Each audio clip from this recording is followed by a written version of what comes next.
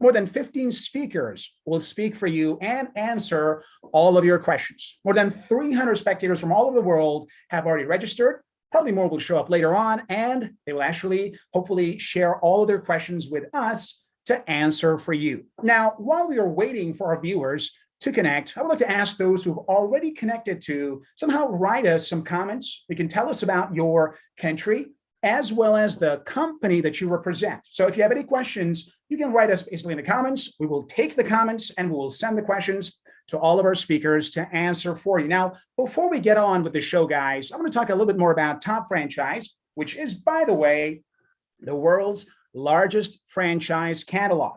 So let's talk a little bit about this company. First of all, what is our mission for this very conference? Number one, the mission of the conference is to transfer the very best practices of franchising between continents to provide you with the best tools for successful development. And of course, in this particular conference, we have two main focus for all of our speakers. Number one, how to create a strong global franchise network, and of course, how to choose the right franchise. Because guys, networking is our main value. That's what we care about a lot, which is why we have more than 5 million people from more than 150 countries who visit our marketplaces every year. That's right, guys. 5 million. That's a big number. And of course, every year we give away more than almost 80,000 applications for franchises from all over the world. And that's right, more than about 1,000 customers trust us. Guys, there's a reason. We give you these numbers not to impress you, but to impress upon you the importance and the value of franchising. Because we believe that the Top Franchise Investor Database is more than 1,000. Can you just imagine, 100,000 people.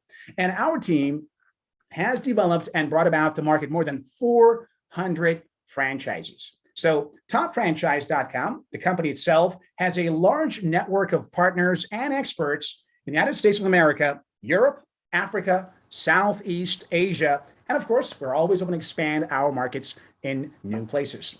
Dear friends, I'm actually here right now for you as today's moderator and host of this conference. And of course, I would love to hear more about your comments. So if you have any comments, questions, please send them over. Just remember two things: your name, your company, and of course, the country that you are representing, because this is, of course, an international conference. And we will hopefully move on with further developments along the way.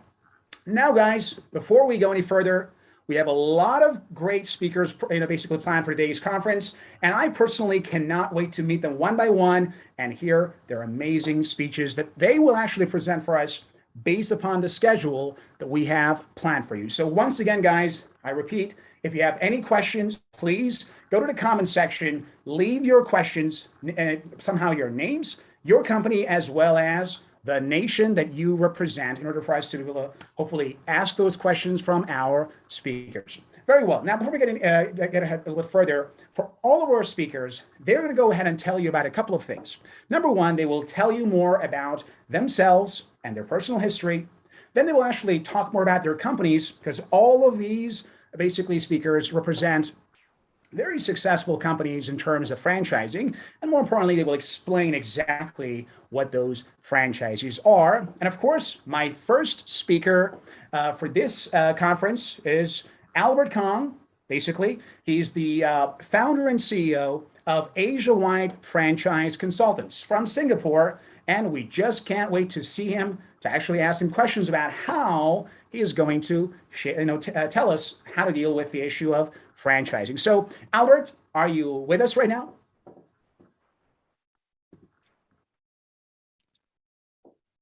Hi, Daniel, and hi, everyone. Albert, good to meet you. That's right. I'm always ready. That's right. Of course, I was impressed because you were the first speaker, obviously, and this means you have a lot of great ideas to share with us. So first of all, I want to actually ask you, Albert, to go ahead and tell us more about yourself, your background, your company, so that actually our listeners know exactly who you are and what you stand for. Okay. So what you're saying is I don't start on the presentation proper, but just do a self-intro right now, right? That's right. That's right. Okay. Very quickly, I've been doing franchise consulting for 33 years. I'm 66 this year. And in the last 33 years, my team and I, we have built almost 1,400 franchise systems. We have helped a lot of franchisors from all over the world find suitable franchisees.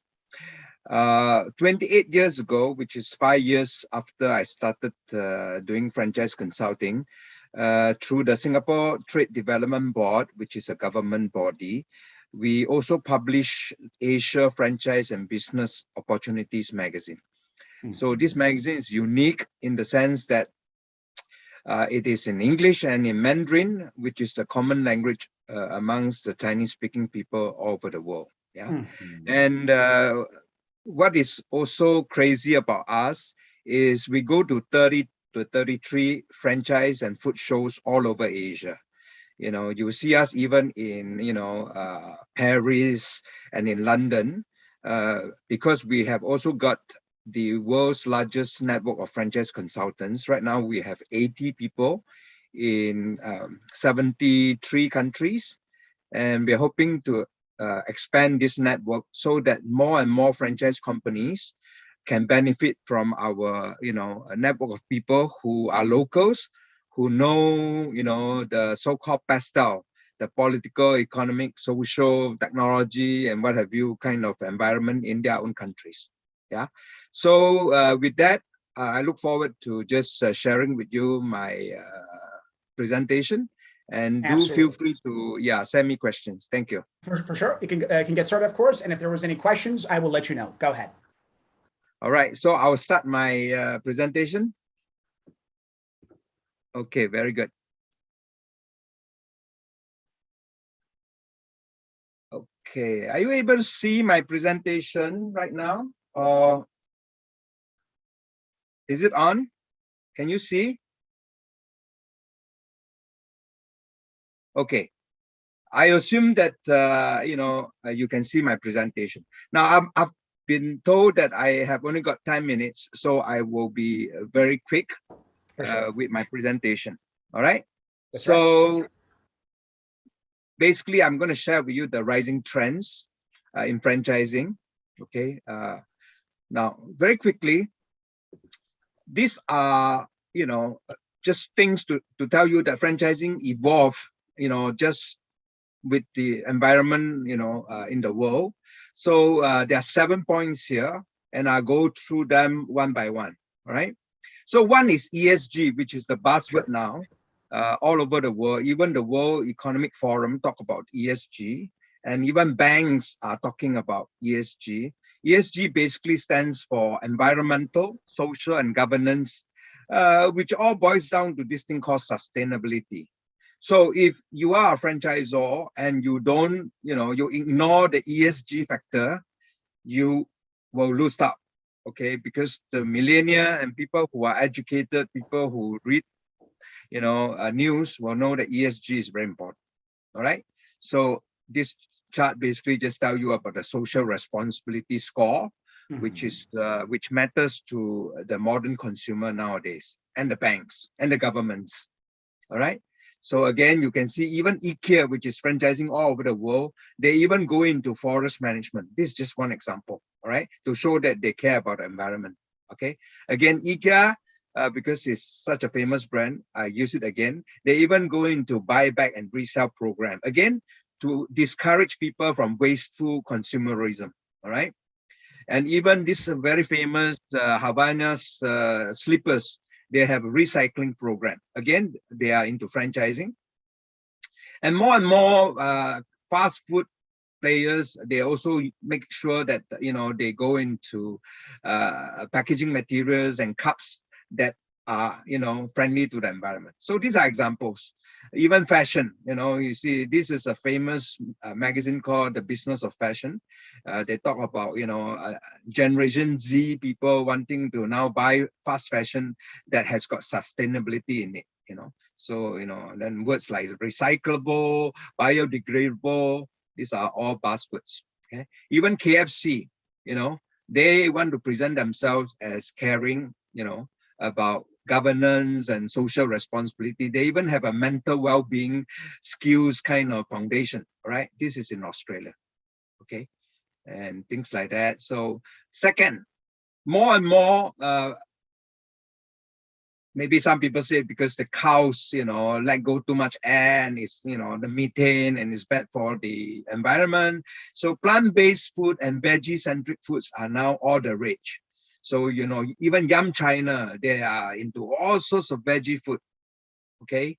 And we all know Yum has KFC and Pizza Hut and Taco Bells and what have you. And Euromonitor, which is, a very well referred kind of consulting company, they're talking about plant-based alternatives, and they have all sorts of reports to talk about, plant-based alternatives. Next point, reliance on technology and robots. Family Mart, which is a very successful convenience store franchise all over Asia.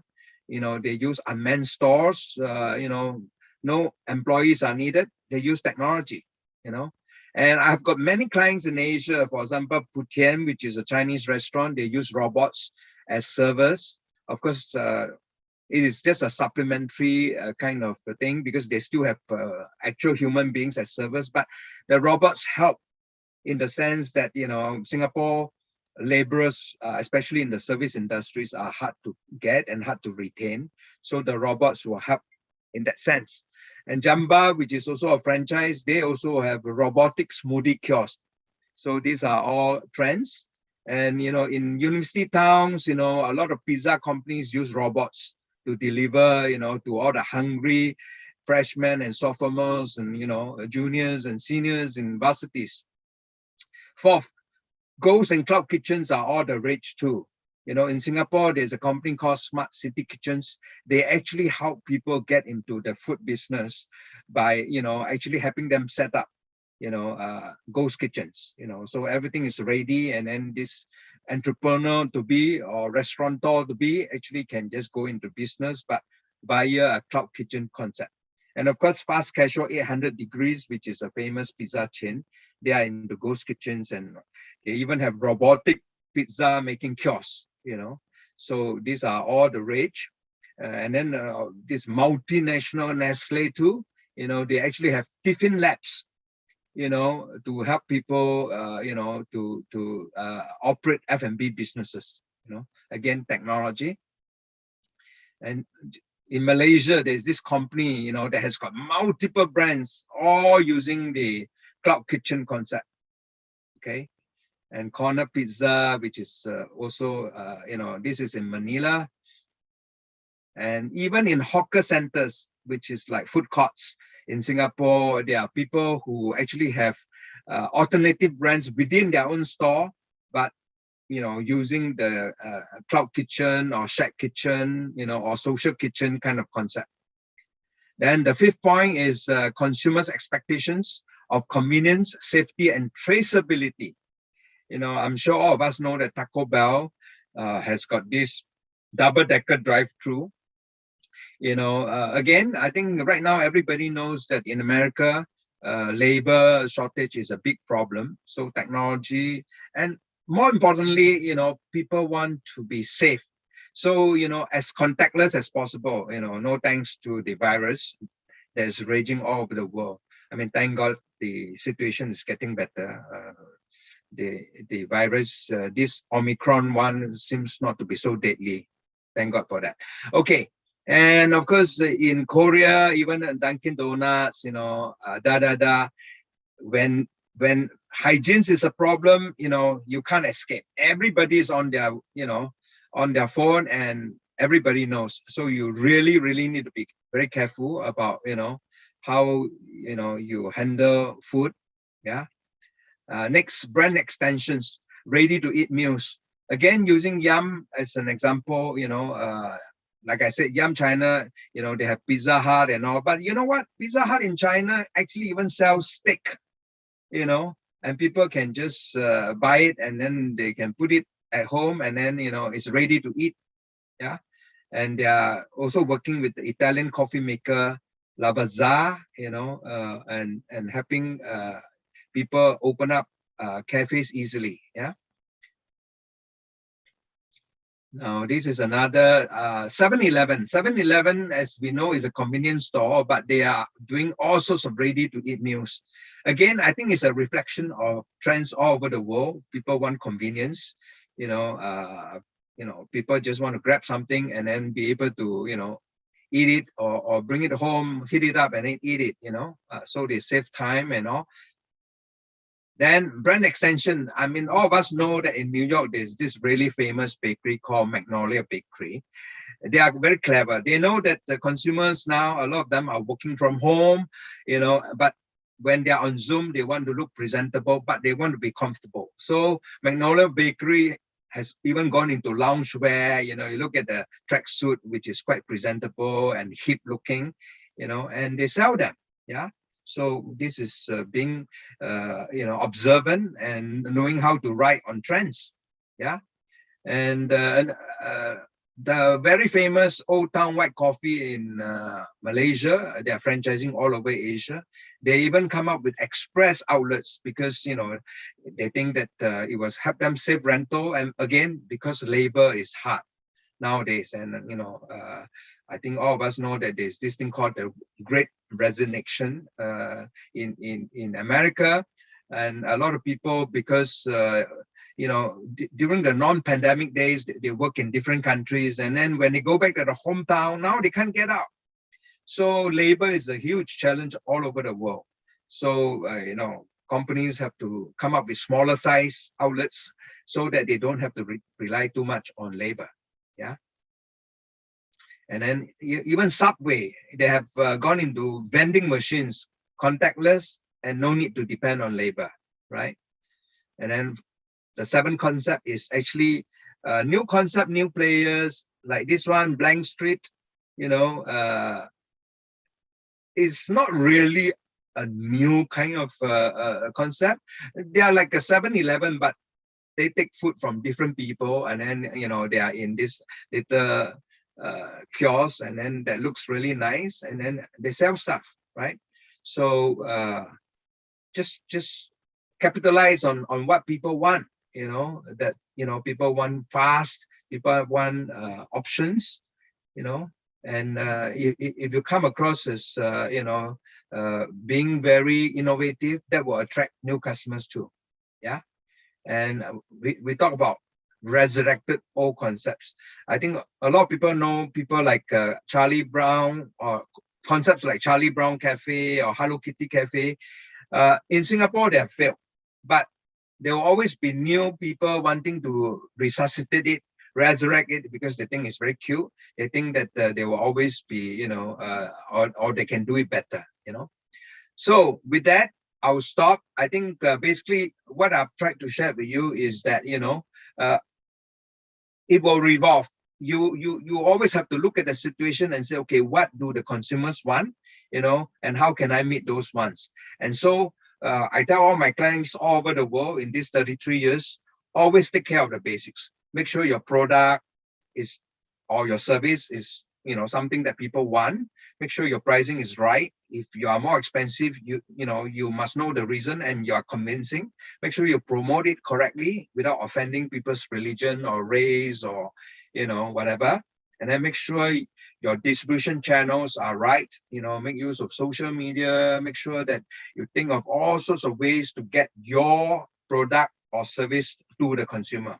Other piece will be packaging. Again, remember I talk about ESG, environment and things like that. Make sure your people, another P, have passion.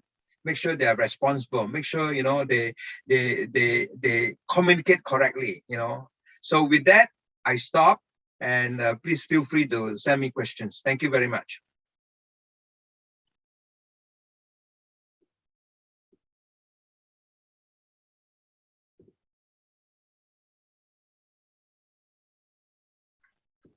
Questions? All right. So first of all, it's good to be here with you. Thank you very much for your speech. So far, we haven't received a basically question from our basically viewers. So far, we've had a couple of our viewers from different countries, and basically we have them. We have ready-made stores from the UK, and we have Nadi Nazir from Pakistan, and of course, we have the Blessing Pitaway from Nigeria. So first of all, I want to thank you so much, Albert, for your amazing speech. Of course, it's an honor to meet you for the first time, and I really enjoyed your presentation. So far, there have been no questions because I'm guessing it was so clear that everyone just got the the point right away, and it was so clear that everybody actually understood it. So thank you very much Thank you. for your Thank you presentation for and for having your me. Thank timely you. manner. Right, Basically, it thank was you. pretty good, and I wish you the very best. We're going to move on, hopefully, to our next speaker. So have a good one. Thank you. You too. Bye-bye. Bye. Now I'll move on to our next speaker of the show.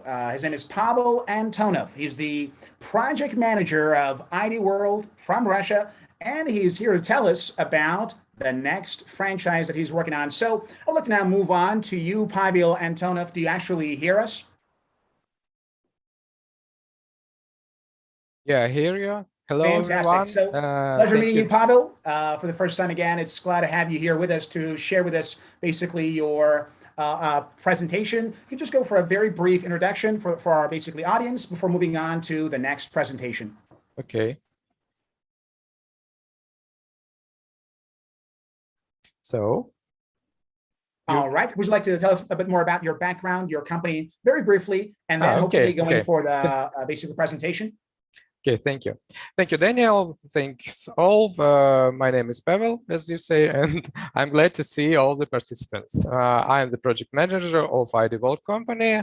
We're from Eastern Europe, from Russia, based in Russia.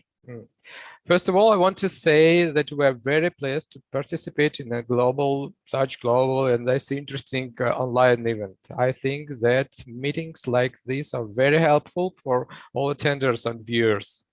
So a few words about our company. Just a moment, I'll share the screen.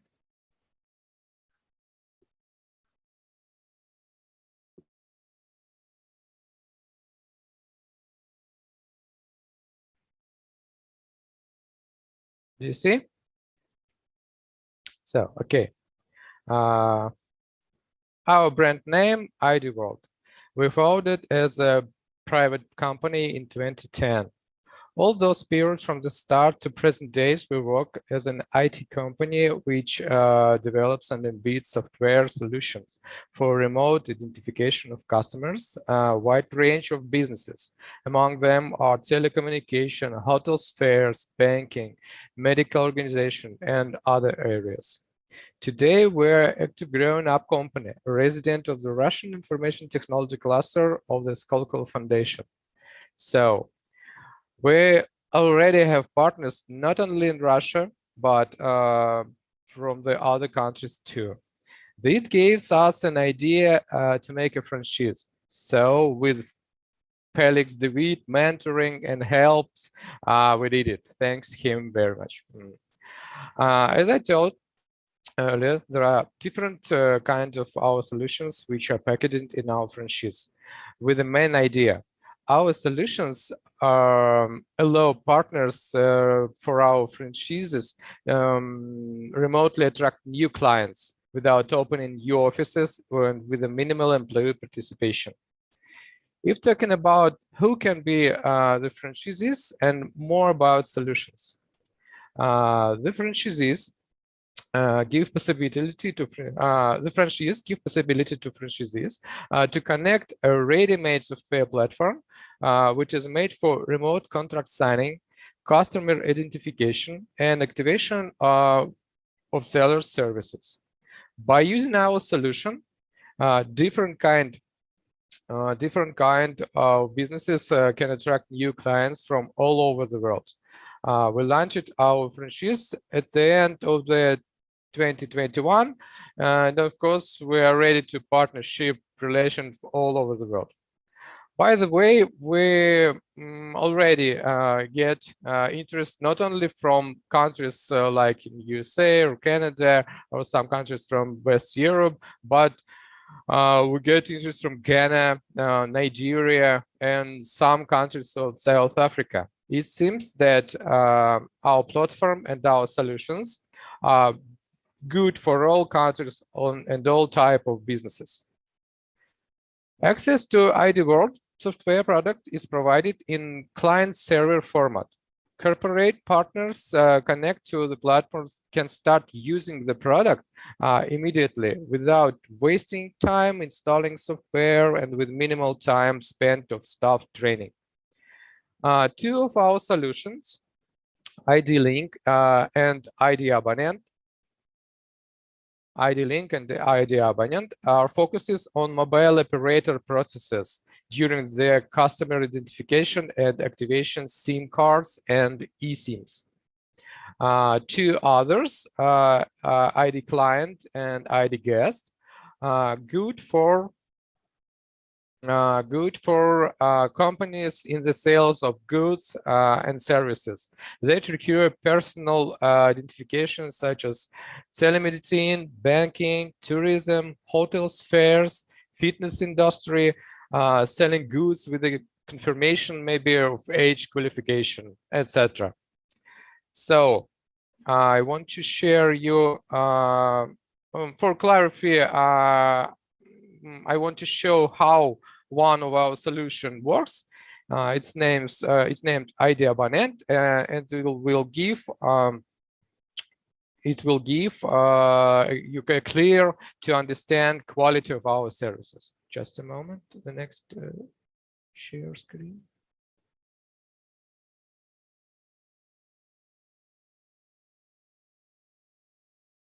So let's imagine that some mobile operator in some country wants to expand its business to get more clients, and so I decided to sell SIM cards not only through the KISS traditional sales, but like mobile operator offices or something like this, but in some new points of sales.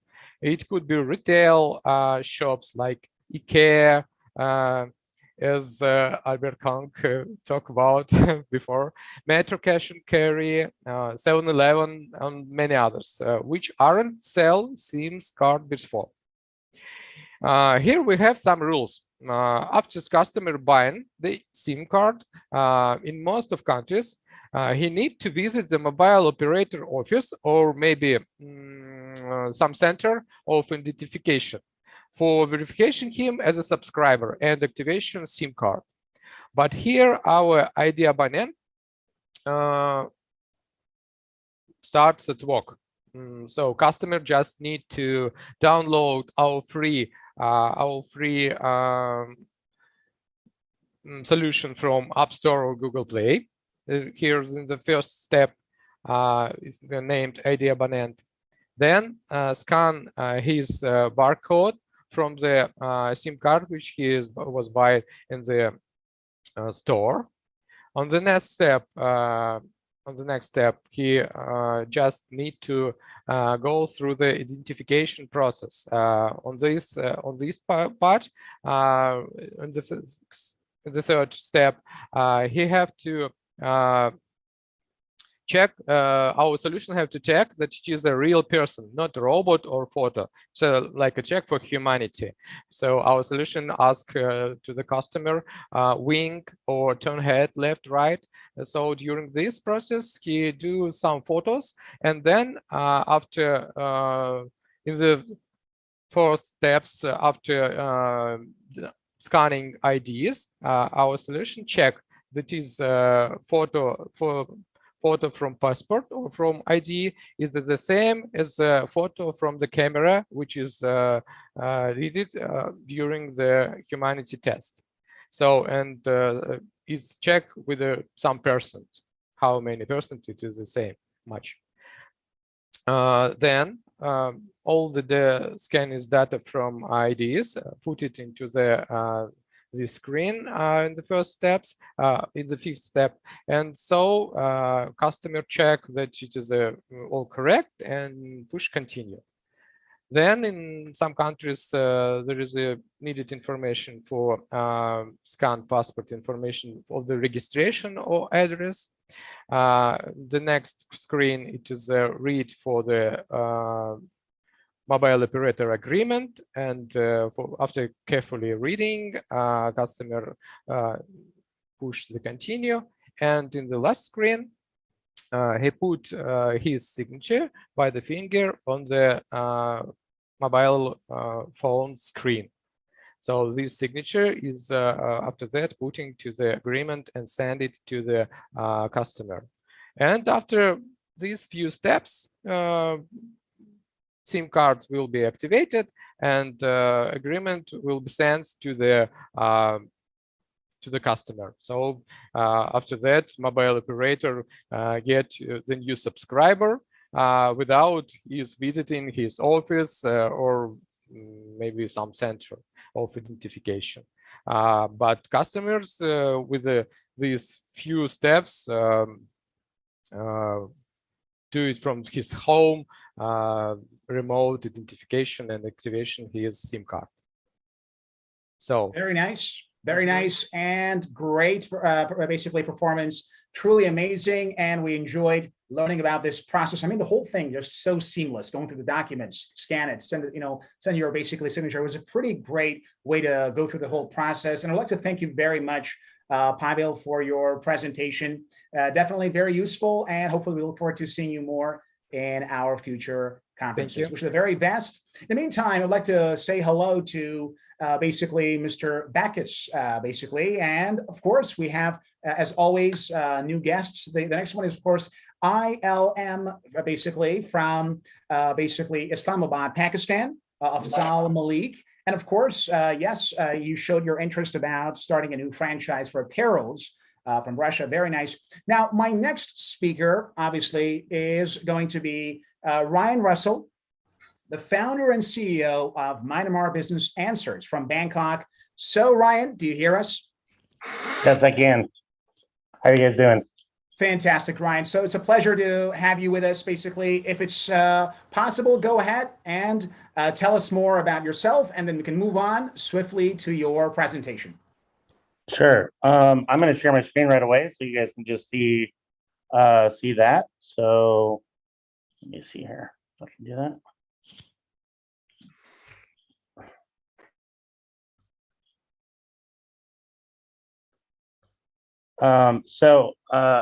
I actually am doing double duty right now with work.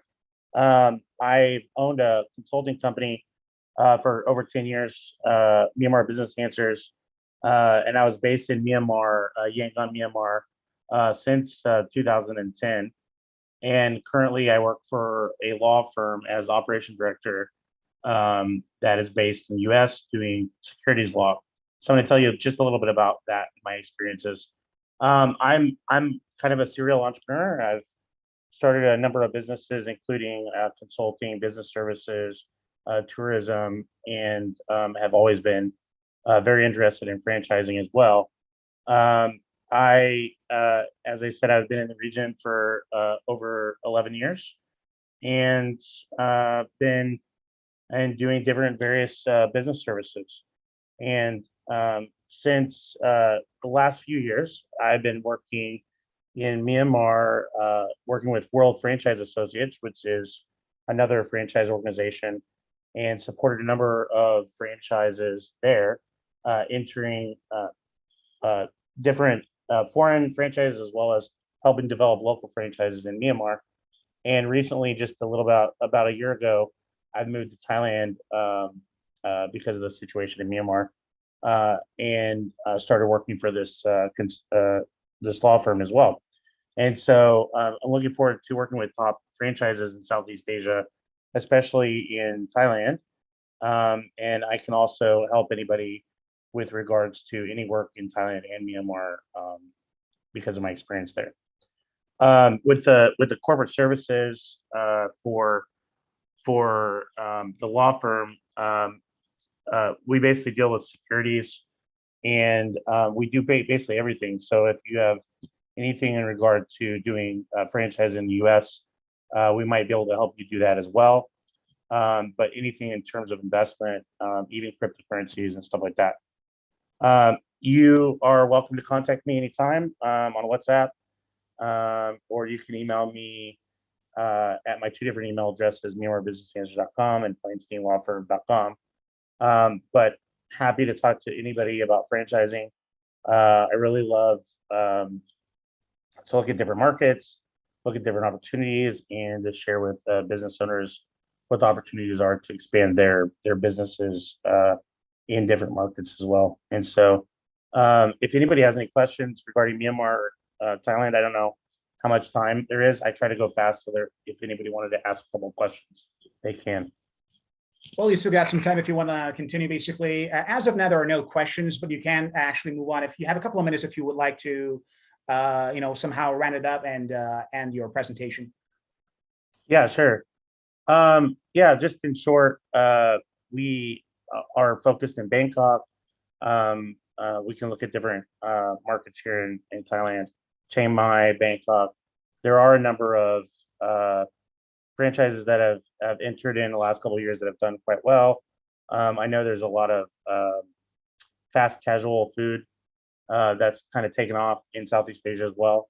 And then different things in Myanmar, we've seen that coffee's done quite well, coffee franchises, mostly Southeast Asian brands. We've seen some US brands come in, but there are a lot of opportunities, even still in Myanmar, there's some opportunities to launch something there as well. So yeah, just feel free to contact me through Top Franchises, or you can contact me directly. Thanks. Great job, Ryan. Thank you very much for your presentation. And of course, it's always a pleasure to talk to an expat who's really done a great job of settling in a new country and starting a business, from the scratch. So it's a pleasure to have you with us, and we will definitely contact you in case there are any questions. I would like to also hello to basically Connects Shalangway from Africa, Malawi. And obviously, we are going to now move on to our next basically speaker of the conference. His name is Felix de Wit from Netherlands, and he's the ex-master franchisee of the estate agencies Remax. So, Felix, are you with us?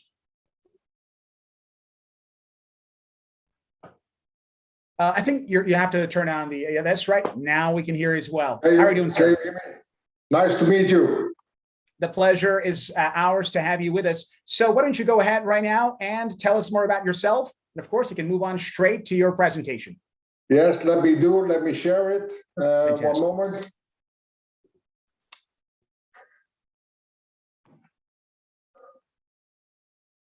I think you got it now. Hello? Sure, you can go ahead. You can go ahead. Everything is here. We can see it, and you can go ahead and begin your presentation. Okay, my name is Felix de Wit. I'm from the Netherlands. I started my first life as an officer in the Royal Dutch Army. Afterwards, I was a real estate agent, but this business was actually too small for me. So I decided in 1998 to buy the master franchise of an international real estate brand named Remax from the USA. And I sold my company in 2009, and I started a new company, and I'm supporting franchisors globally to develop their brand for the rest of the world. And I have around 25 years of experience right now. This was the brand I was really successful with. I sold more than 150 franchises in less than 10 years. And why did I start Remax? I wanted to change the real estate industry in my life, and the opportunity to build something for myself, but not by myself. That's always an advantage of a franchise. You are not doing it only by yourself, but you can support with other franchisees. And I'm a winner as a person, and I always like to join the best.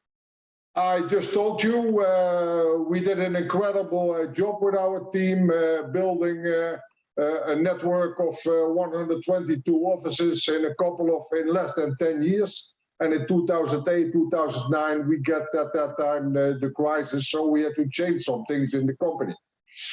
My existing company is a company that is that is supporting franchisors to develop their brand. And my statement is always, to build a big business, you need a small focus. And I made, as a master franchisee, I made huge mistakes. The most important, I want to do everything by myself. And I did not I did not use the support from experts to help me. And that was a huge mistake. A good franchise organization is, we are now actually in a COVID crisis and pandemic all over the world. And I always see some advantages out of it.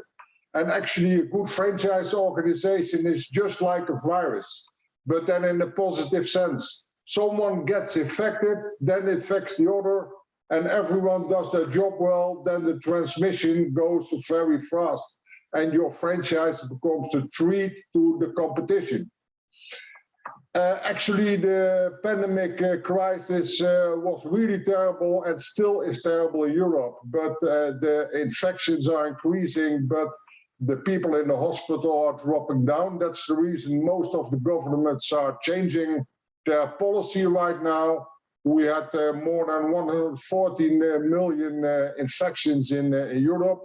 When we go to my country, for example, we had a lockdown till actually today. Last night, our government introduced that they will end the full lockdown, but they only open the restaurants that were closed for the last 10 months. They open it till 10 in the evening. Things are changing, businesses are changing. There were some industries that were very tough. The food and beverage industry had a really tough time. But as my favorite soccer player, Johan Cruyff, always says, every disadvantage has advantages. Also in this pandemic, the situation in the franchise industry will be booming again. Europe has one of the most developed franchise industries of the world. And many franchisors expand their brand by recruiting masters. We have around 1,500 franchise systems in Europe. And what I see, Europe is rated an outstanding market for expansion for different brands right now. And you have to realize that the franchise is around 5% of the GDP in Europe. And since COVID-19 in 2020, we had an economic downgoing, and it's coming back right now.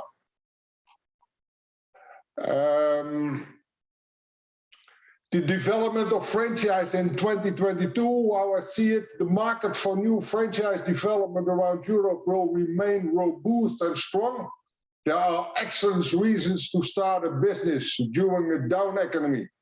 Existing companies, that's what I see right now in Europe, will franchise their business. And I think this is the right time to expand to this incredible, great continent, what is a really healthy continent business-wise on an economic stage.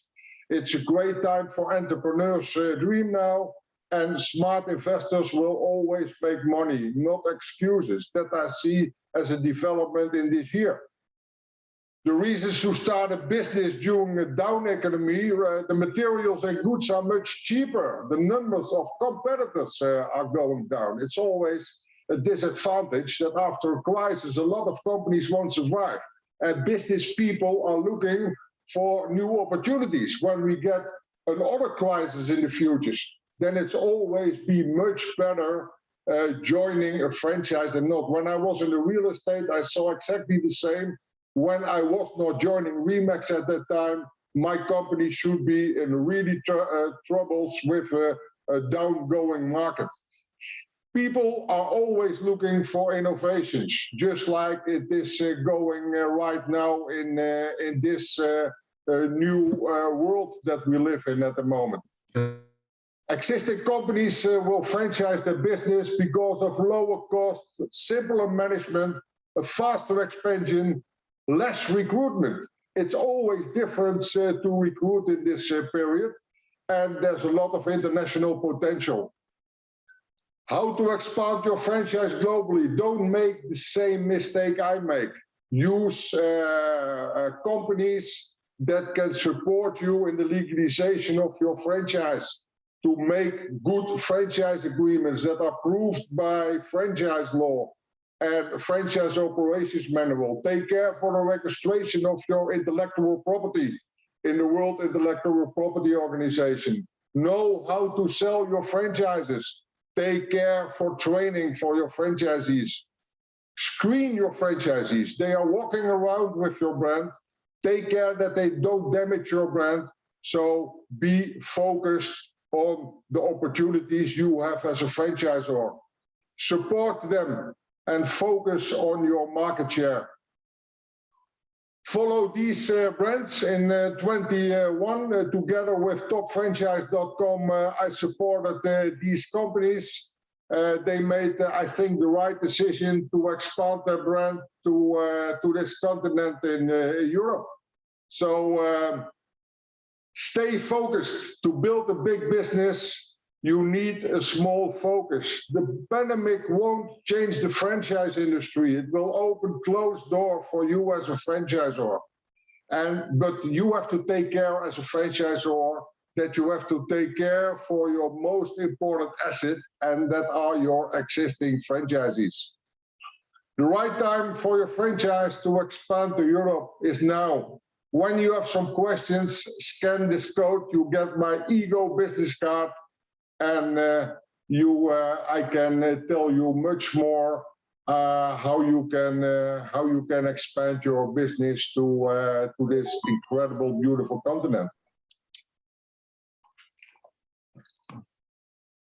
Very nice. And I would like to basically thank you very much for your performance, Felix. Great one. Yeah, they say one man's nightmare is another man's dream, right? I guess in down economies, you can still make a lot of profit.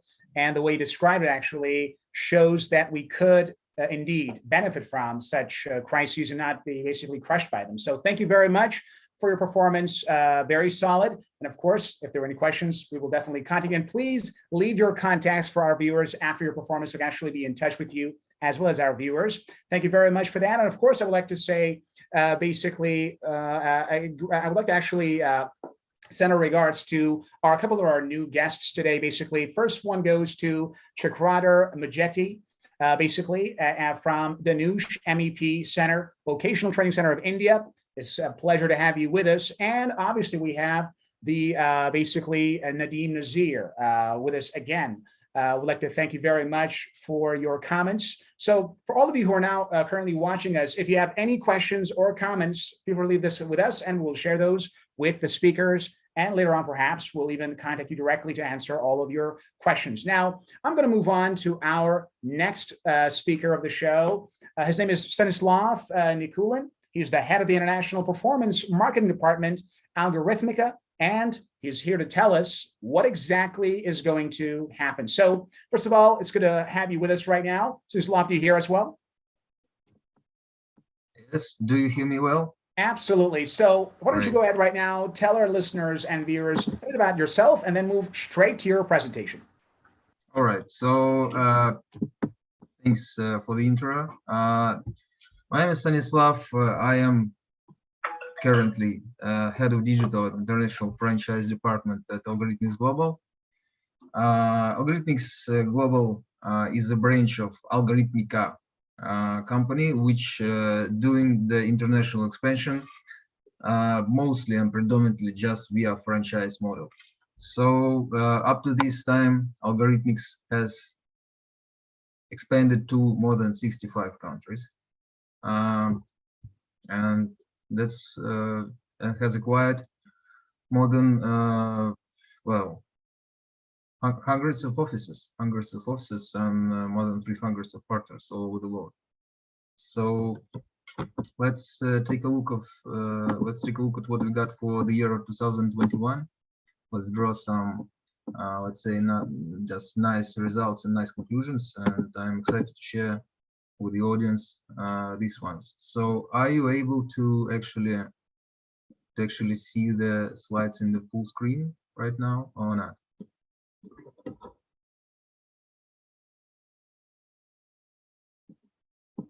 I guess not.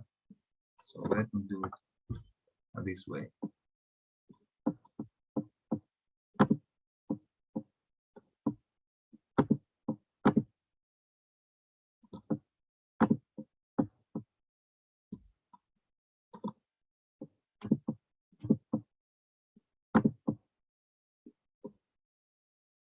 Please let me know, anyone, are you able to see the slide like in full screen and my face somewhere? So if everything's correct, we will proceed with this. Absolutely. It's all good. You can go ahead.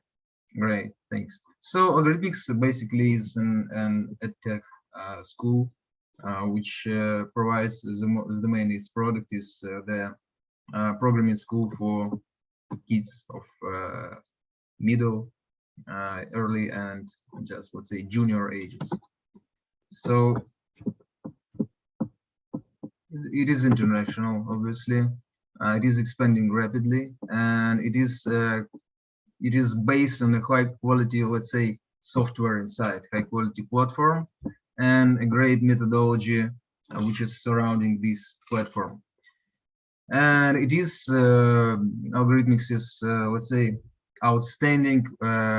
What's about so special about algorithmics is outstanding support of franchisee partners, which they get from algorithmics after they are on board. So the algorithmics courses, let's say, focuses on developing the key skills of the 21st century for the kids. And now that's how just approximately the map looks, but the map also just permanently lags from how much offices are opened or are being opened all over the world. So it's now more than 55 countries, more than 300,000 students, and yeah, correct, more than 300 franchisee partners. Well, the product behind the franchise is, I guess, is very nice to be resold or acquired by franchisees, because also algorithmic focuses strongly on methodology and on the software which allows to conduct everything smoothly and very in a nice and easy productive way. The courses, the curriculum and the methodology inside is very well prepared, and it is I don't know, maybe some that might have heard of algorithmics doesn't know that this algorithmic curriculum is used by governments of some countries just to be implemented inside the whole educational system inside this. There is a broad range of the courses, but they're mostly focused on programming.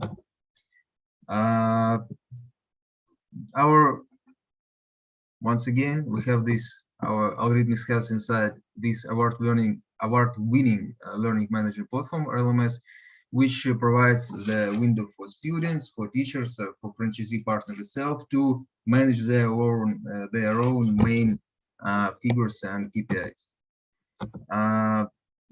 Let's not dig into this once again platform just now, but needless to say that it is let's say, very competitive, very up to date, and great in usage and in its performance. Let's talk more just about the franchise package itself. So it takes around, let's say, 6 weeks to launch, just from the beginning, just from the start of the idea that franchisee is ready to open the school, to actually starting school in a new city. It operates both offline and online, but let's say historically, algorithmic school is some offline entity, which uses, let's say, some real life piece of property, some real life teachers and students who could come there online. Let's say average, very variable, but let's say robust estimation of ROI is less than 1 year, and the fee to enter, actually, the average fee, the lump sum, is around $400. Depends on the territory much, and the whole sum to start and to begin with during the course of the first year is around $15,000, but once again, it depends on territory much. While lump sum is 4 and the sum to begin is this one. Well, these are those costs that should be somehow taken by the franchisee to make the business operate, besides the lump sum. So these are some marketing costs and some operational costs just to conduct and develop the business.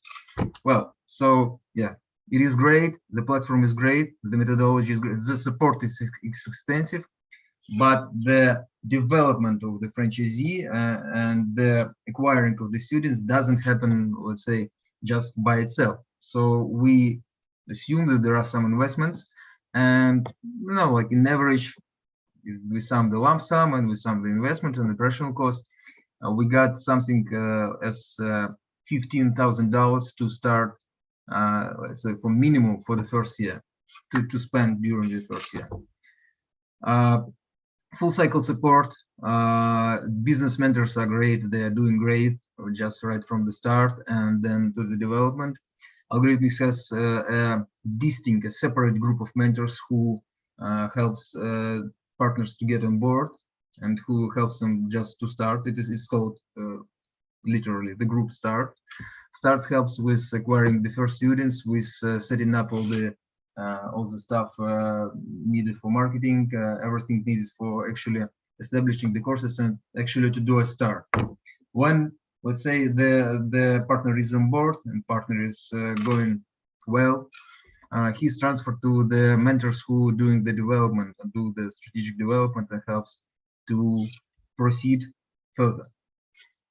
Business mentors are just a brilliant part of this the whole process. So some partners might have some doubts before they start. How could they proceed? How could they handle this or that? Mentors helps with much of this and helps much.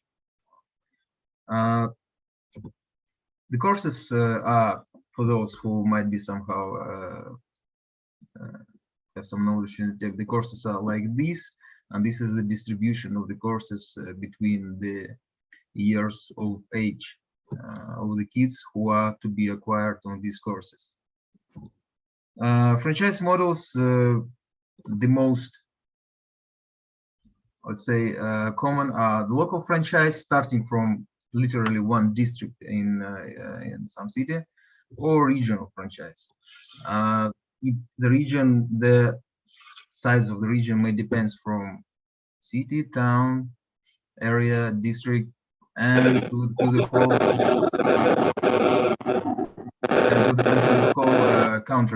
whole country master franchise.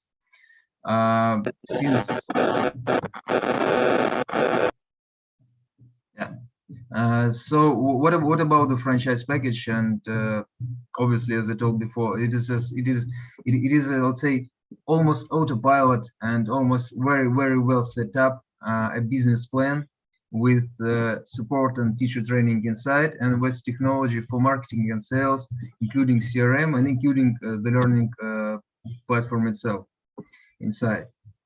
So the process of establishing and starting is quite simple.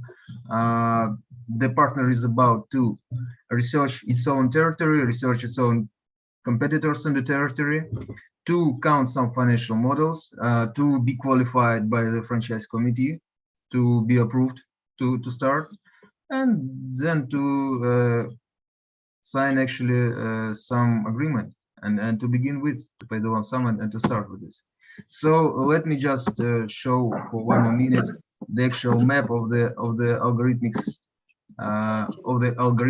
actual development during this during just the year of 2021. So in the course of the year 2021, these are the new territories that has joined algorithmics just in the previous 12 months.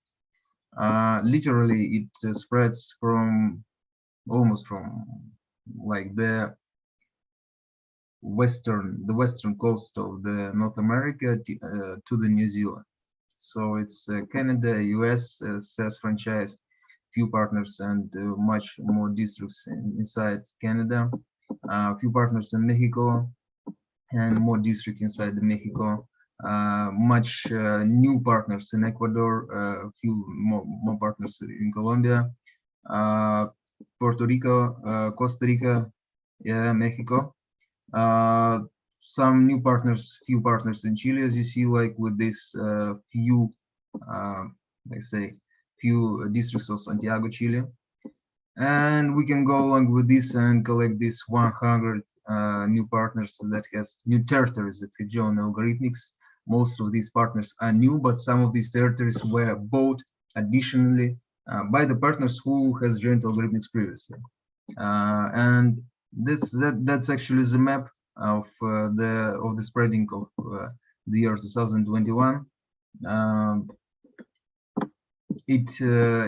It works well in different regions. It works well at least on 2 main languages, on English and Spanish. It is to be translated for some languages locally when it is required, and it is translated to, much of the courses are translated to some local languages. For example, we have some German translations, we have some translations for Swiss partners, and we have, for example, landing pages for Arab countries on Arabic, and yeah, so it is actually global and literally spread all over the world. So that's that's probably the main things about algorithmic franchise in the year 2021. Thanks for your attention, and you're welcome with the question that you're asking. Thank you so much. We appreciate your presentation. So far, there have been no questions, but it was quite clear, and it's obviously elaborate to see how education can be spread worldwide using your platform. So thank you very much. And now I'm going to move on to Vasil Gazulin, the founder of topfranchise.com. Vasil, it's a pleasure to have you now with us. So how are you doing? And I'd like to actually go ahead and take up with your presentation. Thank you very much. So please confirm that it's good sound from me. And of course, yes, we hear you fine. And of course, the sound is pretty clear. You can go ahead and begin with your presentation. Yes. I will be out of the presentation. Just let me know that it's clear that you can hear me. Yeah. Yes, I hear you fine, and we see you fine as well. It's all good. Yeah, I'm really so excited to be a speaker on this conference, because I know that there are people from all over the world, and I'm really happy to represent our marketplace topfranchise.com here, and say a few words to support of all people who is now feel sickness of the COVID and cannot do their business, and to say a few words of support all franchise industry to be strong and stay healthy because of this hard times of the doing this business in the COVID and in the lockdown conditions. It's very hard, but anyway, we are happy to represent our marketplace here, and it is a good opportunity to promote your franchise online, because I know that many of international offline exhibitions now feel lack of the audience, and they feel lack of the people who is coming. And in that case, I'm happy to introduce our marketplace and to say that we have a very good conditions to promote your franchise right now.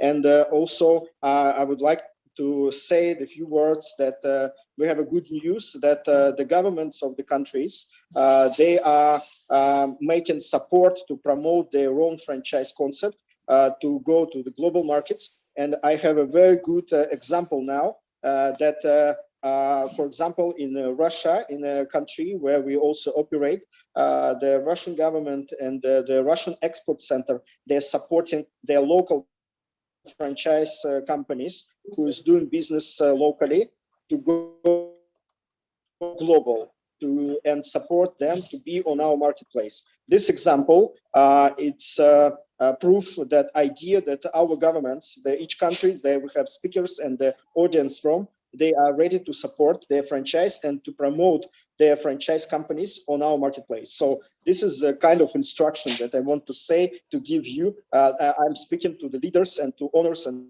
the founders and the directors of their franchise brands, that you should apply for the support conditions and for this support from your governments. And for example, we used to be on the biggest show in Europe, in France, in Paris. The next show will be on the 20th to 23rd of March. and we have a booth of the top franchise there, and there would be the country booths, the country pavilions. So I just want to share with you idea that you should go to your government organizations who is supporting promoting the export from their countries, from your countries, and apply for these conditions that you can be on the offline exhibitions, and also you can be on the country pavilion on our marketplace, topfranchise.com, and to start promoting your franchise with a zero cost,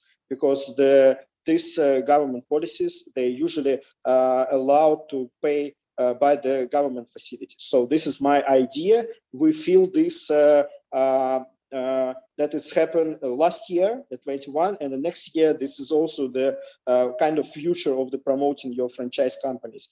Each country has these organizations, and this is maybe like kind of life hack that I give you to promote your franchise offline on the global show of franchise, and online also. So this is my pleasure to talk to you, and for my opinion of the country that we have now, that's the new concept of the franchise promotion on this year will be on the promoting the small businesses, because for example in Russia, the Russian Export Center, they're supporting even the small companies who has a few representatives by their own, and also franchise, few franchisee, but they are ready to go global. And in that case, I just happy to say the few cases that we have on our marketplace. It's a company who is making correction of the language of the young people. It's Gavarusha, and also the company ID World, the IT company who is going global, and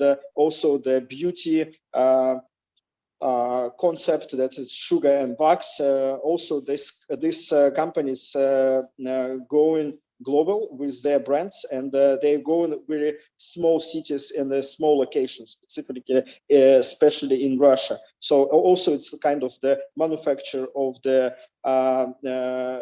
jewelry. It's a Slonvish.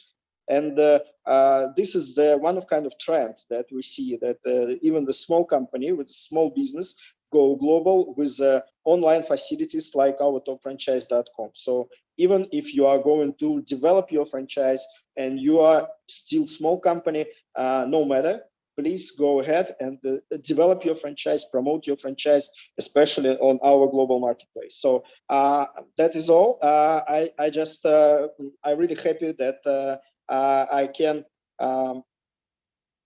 be on this conference. I'm really happy that we have a so big audience from all over the world. I want to say thank you to our organizers, to our speakers, and to Daniel also especially. And that's it. Thank you very much. Please go to our marketplace and let's develop together. Thank you.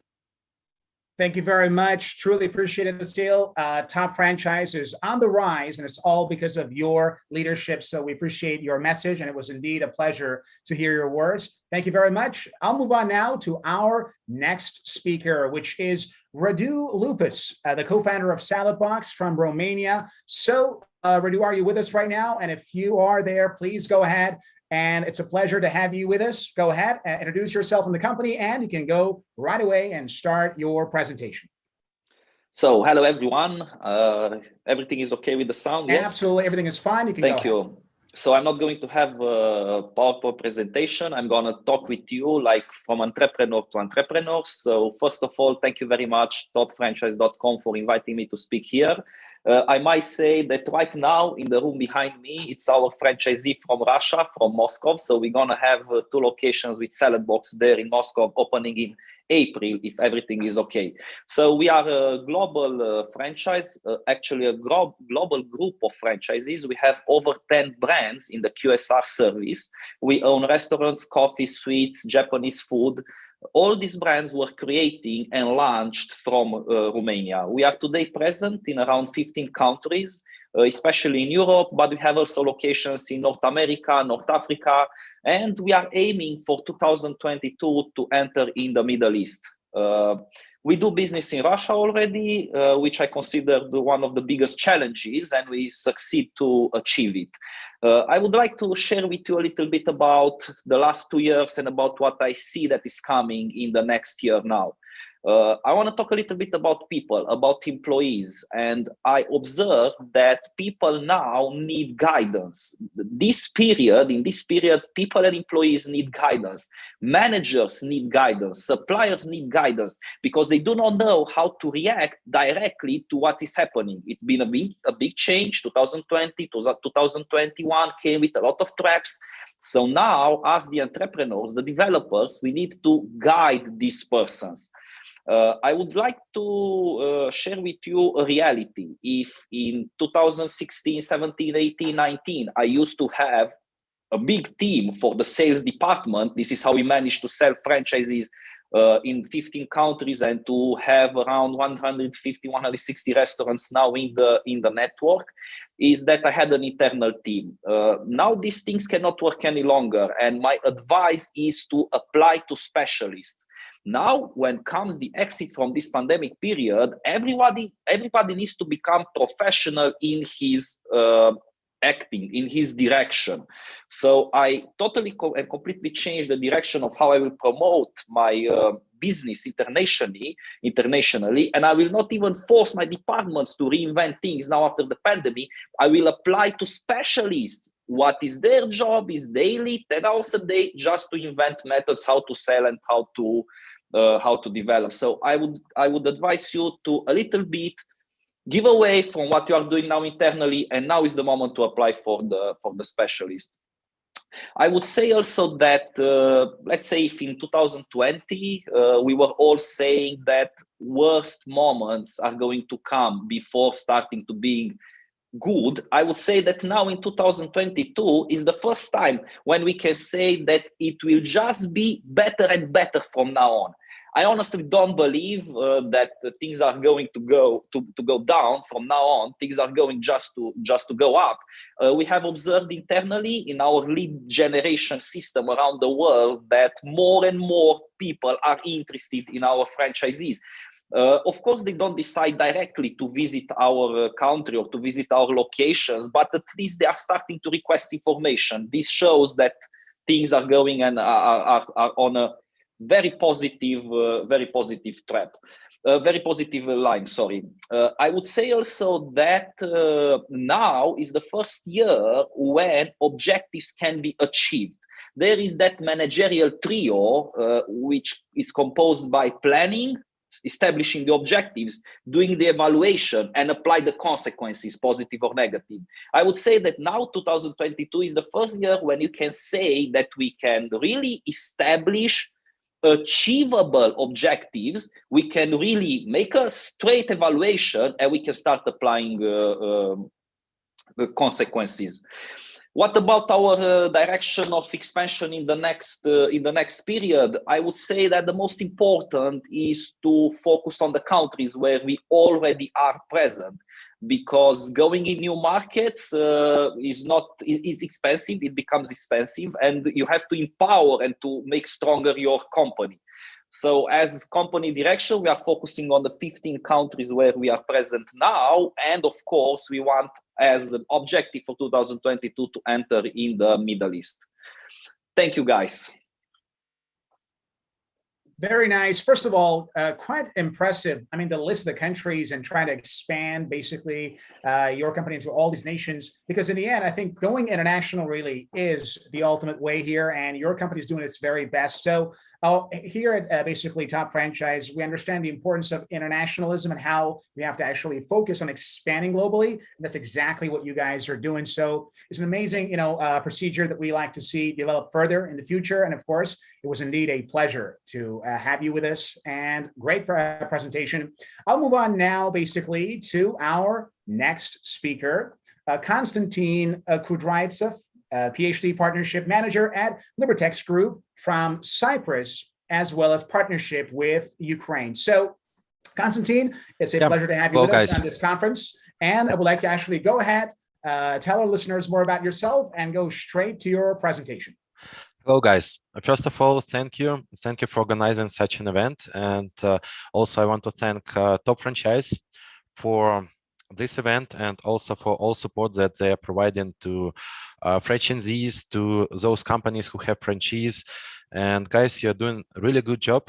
And with your help, we are now entering partnership with a very valuable to us potential franchisee, and we hope that everything will be good with that. And I wish you to continue like what you are doing here. So I'm representing the company called Libertex. It's an international forex broker, and we are present in more than 100 countries. Now we are rapidly developing, and COVID restrictions don't stop us because our business is in nearly, I can say, 10% of those businesses that grow no matter any kind of economic crises or some kind of pandemic. If people are sitting at home, they are trading through their devices at home. So we had even a growth of our business during the pandemic time. Now we are rapidly growing in Latin America, and from the beginning of the year, we already launched 5 offices in Argentina, Colombia, in Guatemala, in Mexico. So our company is developing with its strategy, and we are also proposing you to become our partners. I even don't say franchise, but partnership, because we don't charge any kind of fees, royalties, and we even compensate marketing costs. So in our business, we have a lack of people who want to earn money and who are ready to work together with us, and that's the main thing that we are searching for. It's people who are ready to work. That's why we call our franchise partnership, because we are not charging any kind of costs from our partners.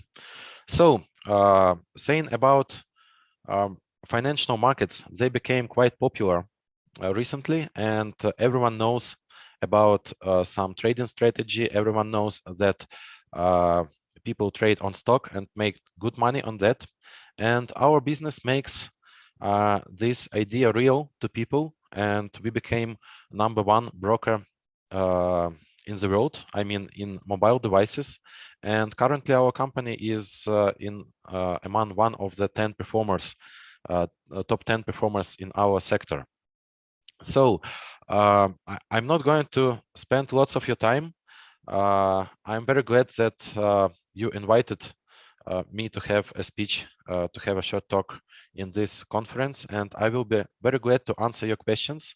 And also I want to, how can I say it in English? Sorry, guys, I want to invite you all cooperating with Top Franchise, because they are connecting people really. They're really professionals in connecting people. And also, if anyone is interested in more detailed information regarding cooperation with our company, and if anyone wants to launch a trading school or representation of a trading company in a location, we are open, and we will be glad to provide maximum information to you. We are a transparent and open company, ready to share our statistics, knowledge, and model of business. So thanks, guys. Thank you for inviting. And if you have questions, I'm glad to answer them. First of all, thank you so much, Konstantin, for your performance. Great job so far. And basically, it was very clear, and I think our listeners fully understood basically your statements. Just to go to the chat very quickly, we had one of the questions. Of course, it was addressed globally, not necessarily in your case, which was about, does Salad Box has any plans to expand in Pakistan? That's, of course, another question that we had here. But in general, in terms of basically the overall presentation was quite clear. And we'd like to thank you as well for your basically presentation and the way that you presented basically your ideas here for our global audience. Thanks a lot. You know, we are not present in Pakistan at the moment, but it's a great market, and it's a big opportunity to be present there. And if some of our viewers is interested to discuss this idea, I'm open to it. And let's just schedule a short call where we can discuss it. Please just contact me. I'm ready to answer your questions. Very nice. And please do us a favor and try to leave all your contacts, because we definitely have viewers who are interested basically. Oh, sure. Yes, I'm doing it right now. do this in this regard. And of course, we'd like to thank you again for your performance, Constantine. Great job on that. And just to go back to basically our listeners, we'd like to talk a bit more about the ready-made store here, basically. And we had a comment about this one earlier about the fact that it's simply made of a lot of great, basically team made of different, language speakers, English, Spanish, and so on and so forth. But of course, that's for something else. But in general, it's basically a great chance to have you with us, basically, Constantine. It was all clear, and I will move on now to address the issue with our viewers, basically. So thank you for a presentation. Thank it you. Was great. Thank you so and much. We'll definitely be in touch. Just do us a favor, and this, of course, applies to all of our speakers. Leave all of your contacts. We can actually contact with you later on and allow our viewers to actually reach you. Sure, Daniel. Thank you so much. Thanks a lot. The pleasure is mine. Very well. Take care. And of course, back to you, the viewers. As you probably have already seen, we have a lot of great speakers on the show, and they all would like to share with you their ideas. And if you, of course, have any questions or you would like to reach any of our speakers or their franchises directly, just contact us or simply leave your comments on basically this program so we can actually use that to later contact the appropriate, people responsible for this job. And of course, we've discussed all these issues, and so far, we've managed to reach all of our listeners. So before we move on to our next speaker, I would like to thank all of you once again for those of you who are now at home watching us, everybody else who is trying to perhaps learn some of the techniques and the tricks of running a great business with the help of franchising it. And that's, of course, what we do here in this conference, to bring all of these interested business people together, because in the end, franchising, guys, is the future, because we're headed towards that future where we need to create more franchises because it becomes a lot more complex to satisfy the customers. And of course, for that reason, it's great to give this one a shot. And of course, the best place to get started is topfranchise.com, because this portal allows you to network and reach businesses literally from all parts of the world and from all walks of life. With that being said, I would like to now move on to our next speaker, Bektimemba Lloyd Nkomo from the Lloyd Corporate Capital, Bulawayo, Harare, and of course, Johannesburg. And he's the managing director of the company from Africa. And sir, if you are online and if you're with us, you can actually go ahead and begin your presentation. Greetings, everyone. Let me share my presentation. That's right. We don't see you yet. So if you could actually share the screen. That's right. Great. We're here. You can now go ahead and begin with your presentation. Okay. Thank you very much. Thank you for having me. As has been said, my name is Themba Nkomo, and I am with a company called Lloyd Corporate Capital. We are based in Bulawayo, Zimbabwe, and we are also in Harare and in Johannesburg. Essentially, we are a corporate finance business, and the way we got into the franchising business is in our consulting, a lot of the work that we do tended to revolve around business models. And after a while, we realized that franchising was probably the most successful of all business models that we have come across. And it became very clear to us that franchising is the business model of the future. So what I would like to do today is I'd like to share with you a personal perspective on some of the things that I think are shortcomings, some of the things that are potential wins for franchisees and for franchisors that are wanting to come into Africa. Because what we have now set about to do is we have said we are going to put together a couple of partners, Top Franchise being one of them, partners that we'll work with to try and help franchisees and franchisors that would like to do business in Africa. Because as much as Africa is a favorite of a lot of people, there are certain things that are slightly different to the rest of the world.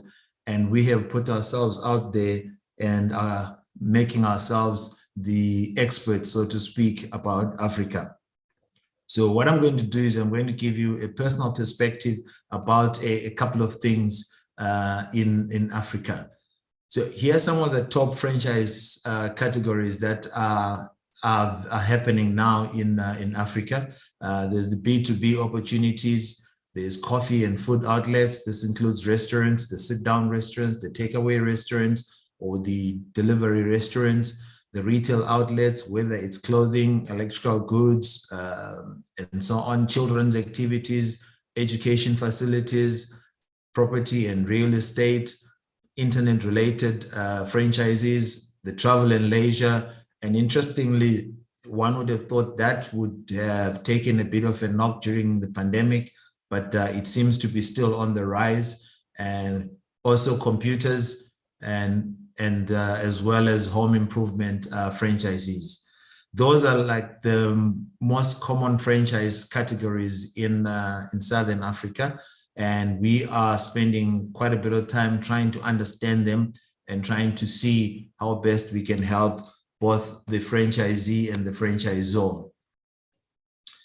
In terms of franchises, the footprint that is there in Africa in particular, South Africa with 59 million people, Egypt with 102 million people, Morocco with 36, Nigeria 206, Kenya with 53, and Cote d'Ivoire with 26.4 million people.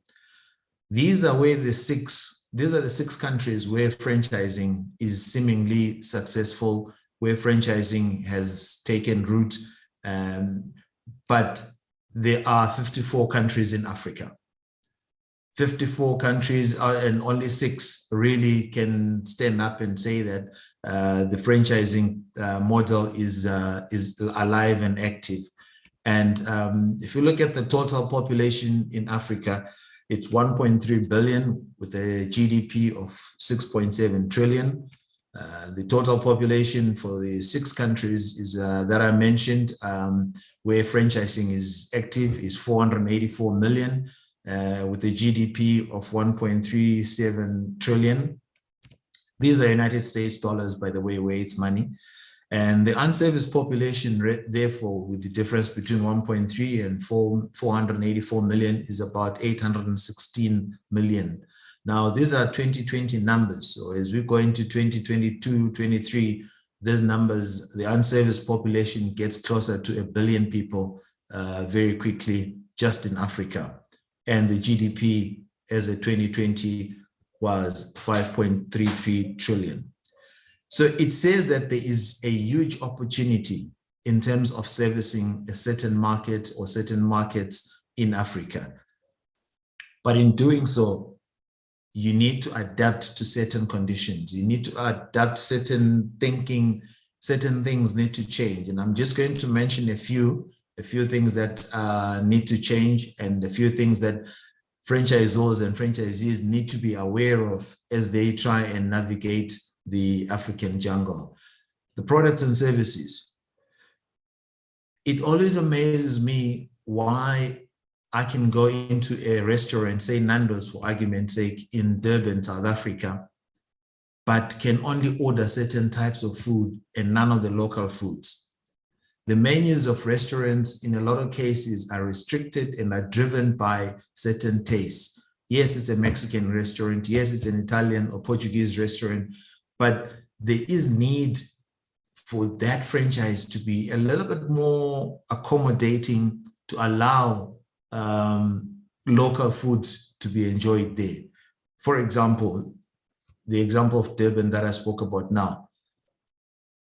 You should be able to get a bunny chow at almost any restaurant in Durban, because a bunny chow is the Durban food. And for any tourist that goes there, they would want to experience the local food, even at a restaurant that they are familiar with, whether they come from Europe or America or India or wherever. And McDonald's has done this reasonably well in China. And I'm sure that as restaurants come into Africa, a similar sort of thing can be done and can possibly be done better. Subway in India has also done it very well with their vegetarian subs. There are chicken and lamb for Hindus and for Muslims because of the beef and pork issues. And that sort of concept, that sort of thinking is the same thinking that needs to be applied to product and to services that are being offered in Africa. The supply side is a huge challenge for a lot of franchisees, whereby certain product is not allowed to be bought, certain inputs cannot be bought locally. They need to be bought from certain specified imported or foreign countries. And this is a missed opportunity, in my opinion. We would like to see a situation where the local suppliers are used, yes, improve local production and improve the product, but use the local suppliers. For example, an incident that happened recently in Kenya, KFC was running out of potatoes, whereas the farmers there were throwing away potatoes because they hadn't been helped to grow the right type and right size of potatoes. KFC in Zimbabwe, for example, imports potatoes and chickens. Why?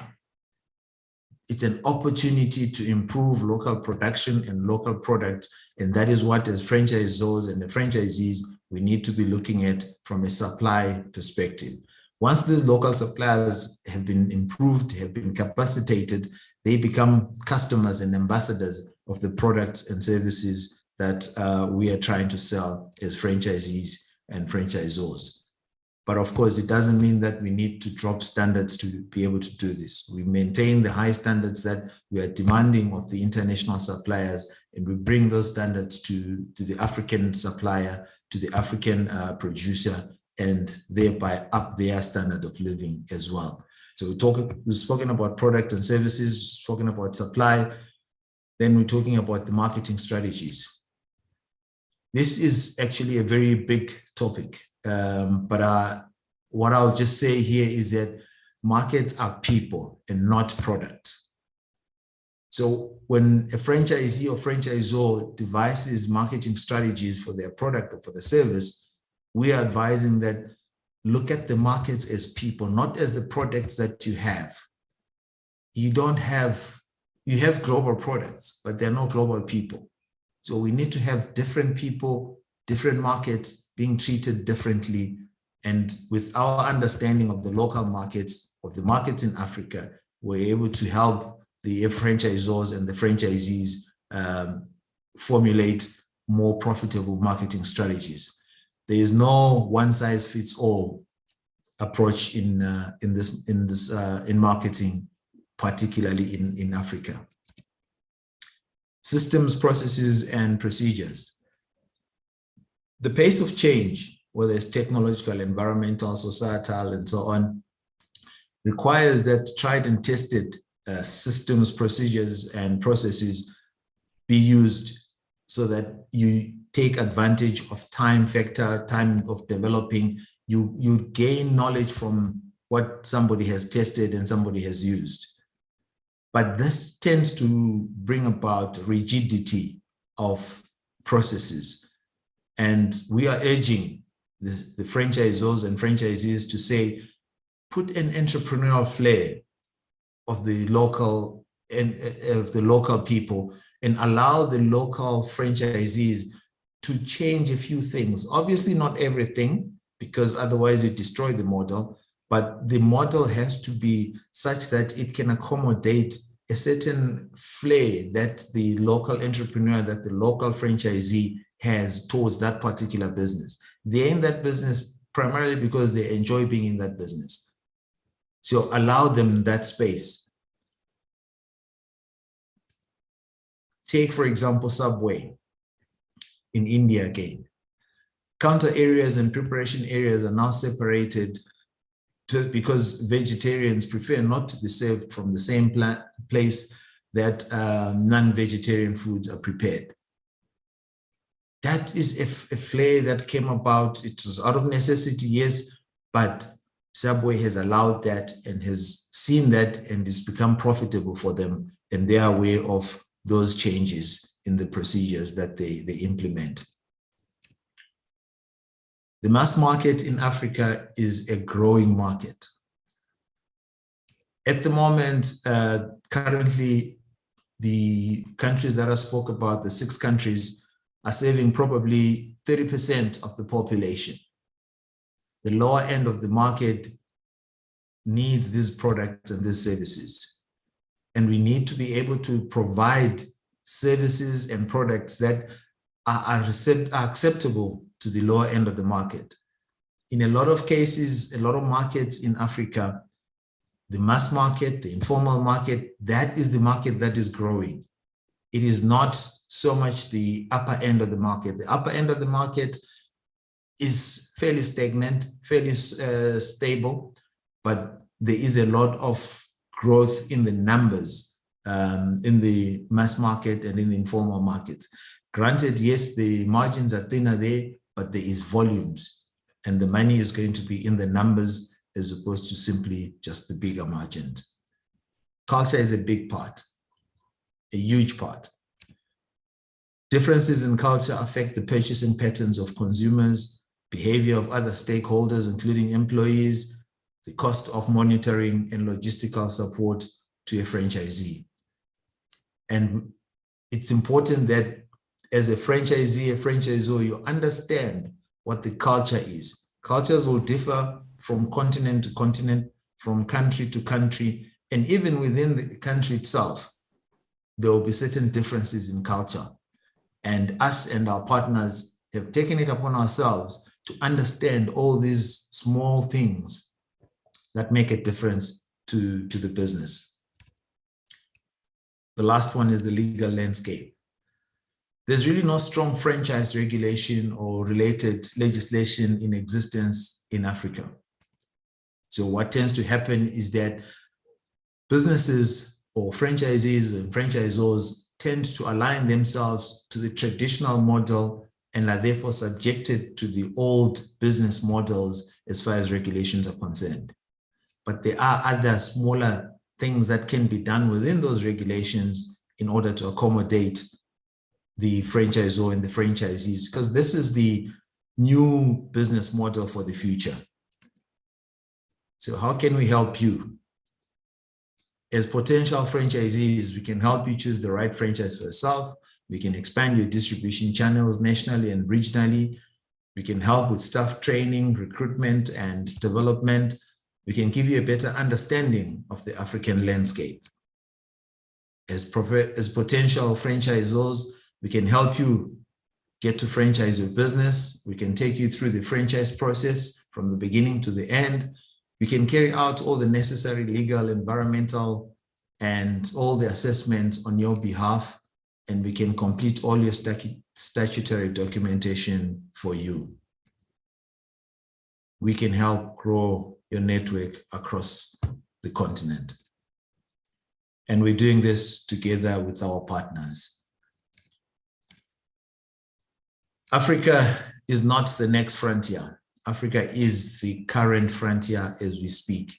And we're here to help you. We'll be able to navigate it for you. We'll be able to take you through all the challenges that Africa has for people that are coming from outside, purely because of the knowledge that we have built and are continuing to build around the African business environment.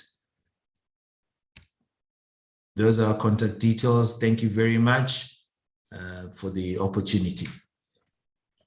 The pleasure was ours. Thank you very much for your presentation. Very solid.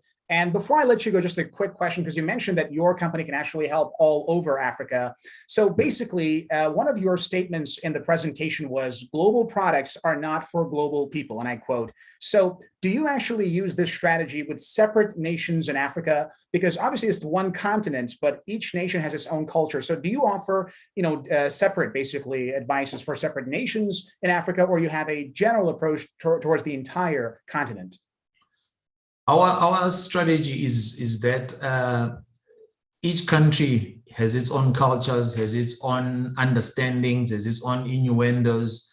But even within the same country, you will get certain parts of the population that subscribe or ascribe to certain different cultures. and we need to take care of those different cultures. We need to understand them. We need not just to be aware of them, but we need to take advantage of those cultures and see how we can help the franchisor and the franchisee to make more money simply by understanding the environment they're operating in. Fantastic. Very well said. And I would like to thank you one more time for an amazing presentation. And I hope, of course, we'd be glad if you left your contacts also on the chat so we can actually be in touch with you later on. And thank you very much for your presentation. Thank you. Thank you very much. Very well. I'll move on to our next speaker. His name is Orkan Ahmadov. He's the founder of Armado, basically Cafe House from Germany. So let's move on now to you. Do you hear us well?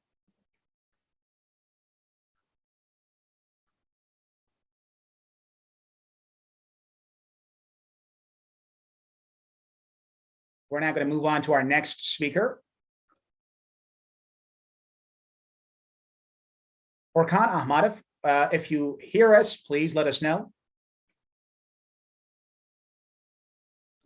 Yes, I'm here. Can you hear me? Fantastic. Glad to have you with us basically for this global conference. It's a pleasure to have people like you on our show. So we hear you. We cannot see you yet, but of course, we got your basically audio with us. So first of all, let's start off first with your general introduction. I would like to actually go ahead and tell us about yourself and your company.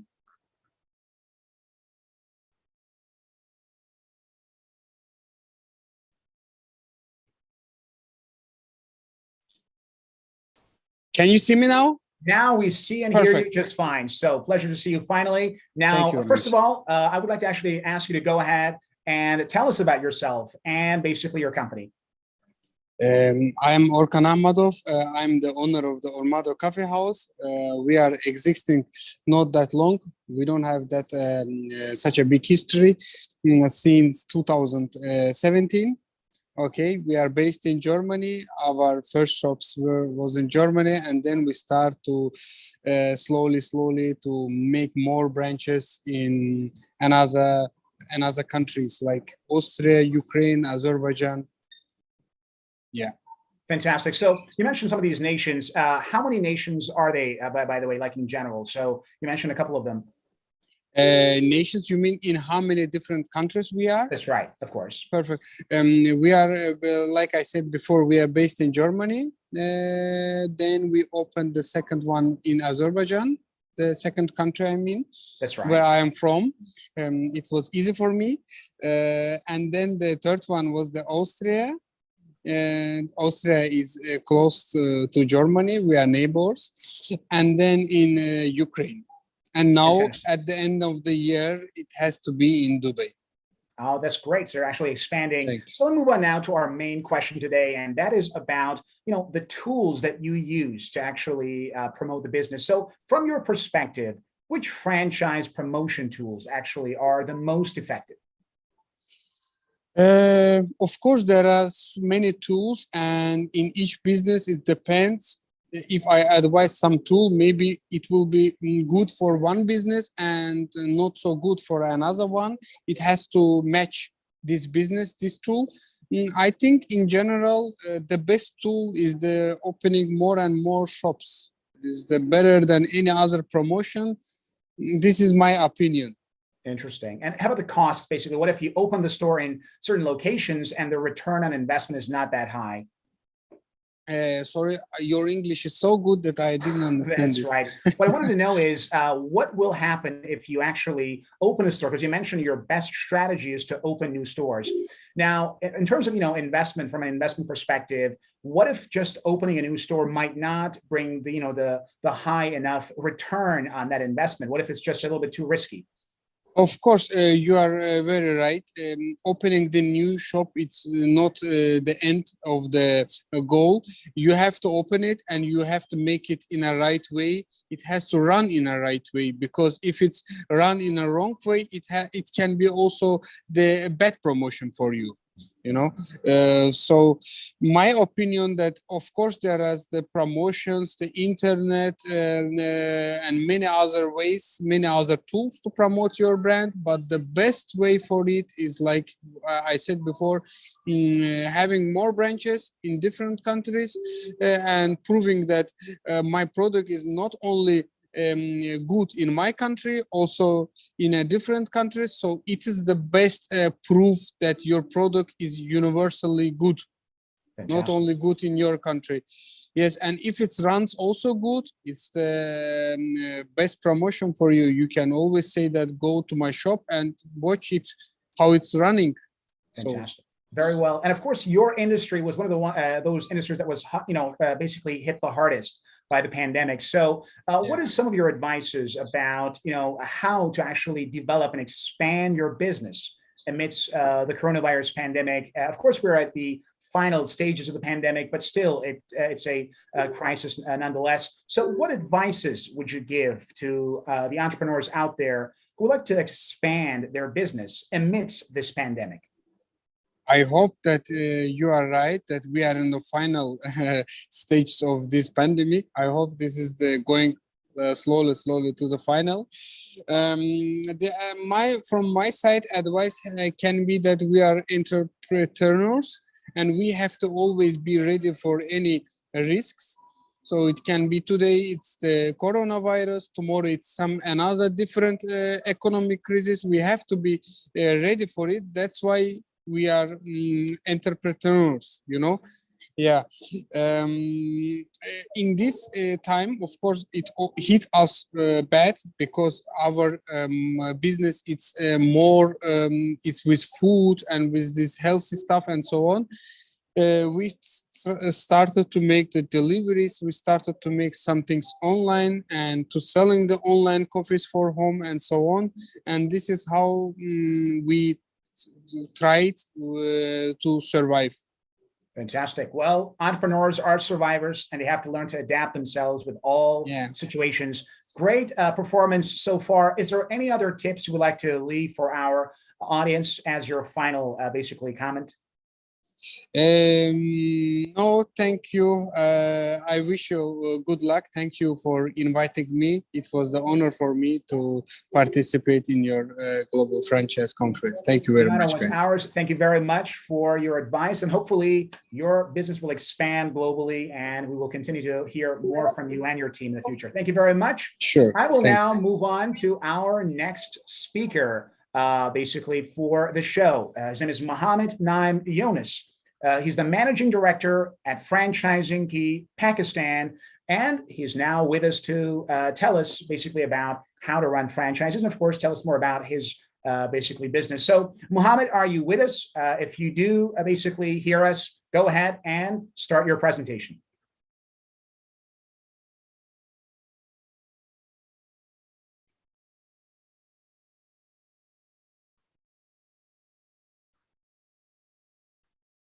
We are now waiting on our next speaker. And in the meantime, that's right, we see you fine and we hear you just fine. So, Mohammed, it's a pleasure to have you with us. You can actually now turn on the microphone and go ahead and tell us about your company. And if you have any presentation, you can go ahead and offer your presentation for basically our viewers. Okay. Hello, everyone. Greeting from Pakistan. This is Mohammed Naim, Managing Director at Franchising Key Pakistan. Franchising Key Pakistan being designed to assist franchisors, franchise seekers, and investors in achieving their objectives regarding franchise business development in Pakistan market. We offer multiple services to franchisors, franchise seekers, from buying a franchise to launch a franchise across different geographies of Pakistan. Franchise advisory is for the people who wish to acquire their wish list brand in Pakistan market, and similarly, franchise investment being designed for the investors who wish to make investment in franchise industry as a silent partner. We also designed a very new service for the clients as a new franchise development for the people who wish to live the dreams of starting a very new franchise concept with their exceptional ideas. Franchising in Pakistan is a leading firm which also offers services to the franchisors and offer comprehensive lead generation program to sell their franchises in Pakistan market. Although Pakistan is not a very big market, but refranchising can be done for the brands like McDonald's, KFC, Hardee's, because they do have extensive long history of operations in Pakistan market. We also offer customized services or franchise advisory services or the franchise system development services for both existing and emerging franchisors. To achieve our missions or the provision of services, we constantly connect with the franchise development firms or our global partners. We have already joined hands with some of our premium franchise development firms like topfranchise.com, Asia Wide Franchise, East West Franchise, we have franchise consulting firm, FranSmart Franchise Specialist, and Middle East Franchise Incorporation. We believe that joining hand is the only key for the success of franchise development firms, as we are intermediaries or matchmakers or consultants. We need to get updated or latest information to share with the franchise prospects. And this can only be done if we start sharing with each other. Pakistan is not a very big country. It's a developing country, but have huge potential to become one of the largest economy in Asia. With an exceeding population over 200 millions and a composite of more than 64% people. Pakistan is not a very big country. It's a developing country, but have huge potential to become one of the largest economy in Asia.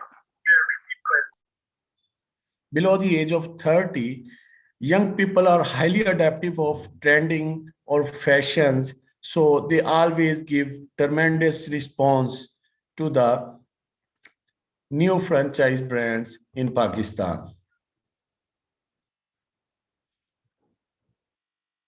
I'm here.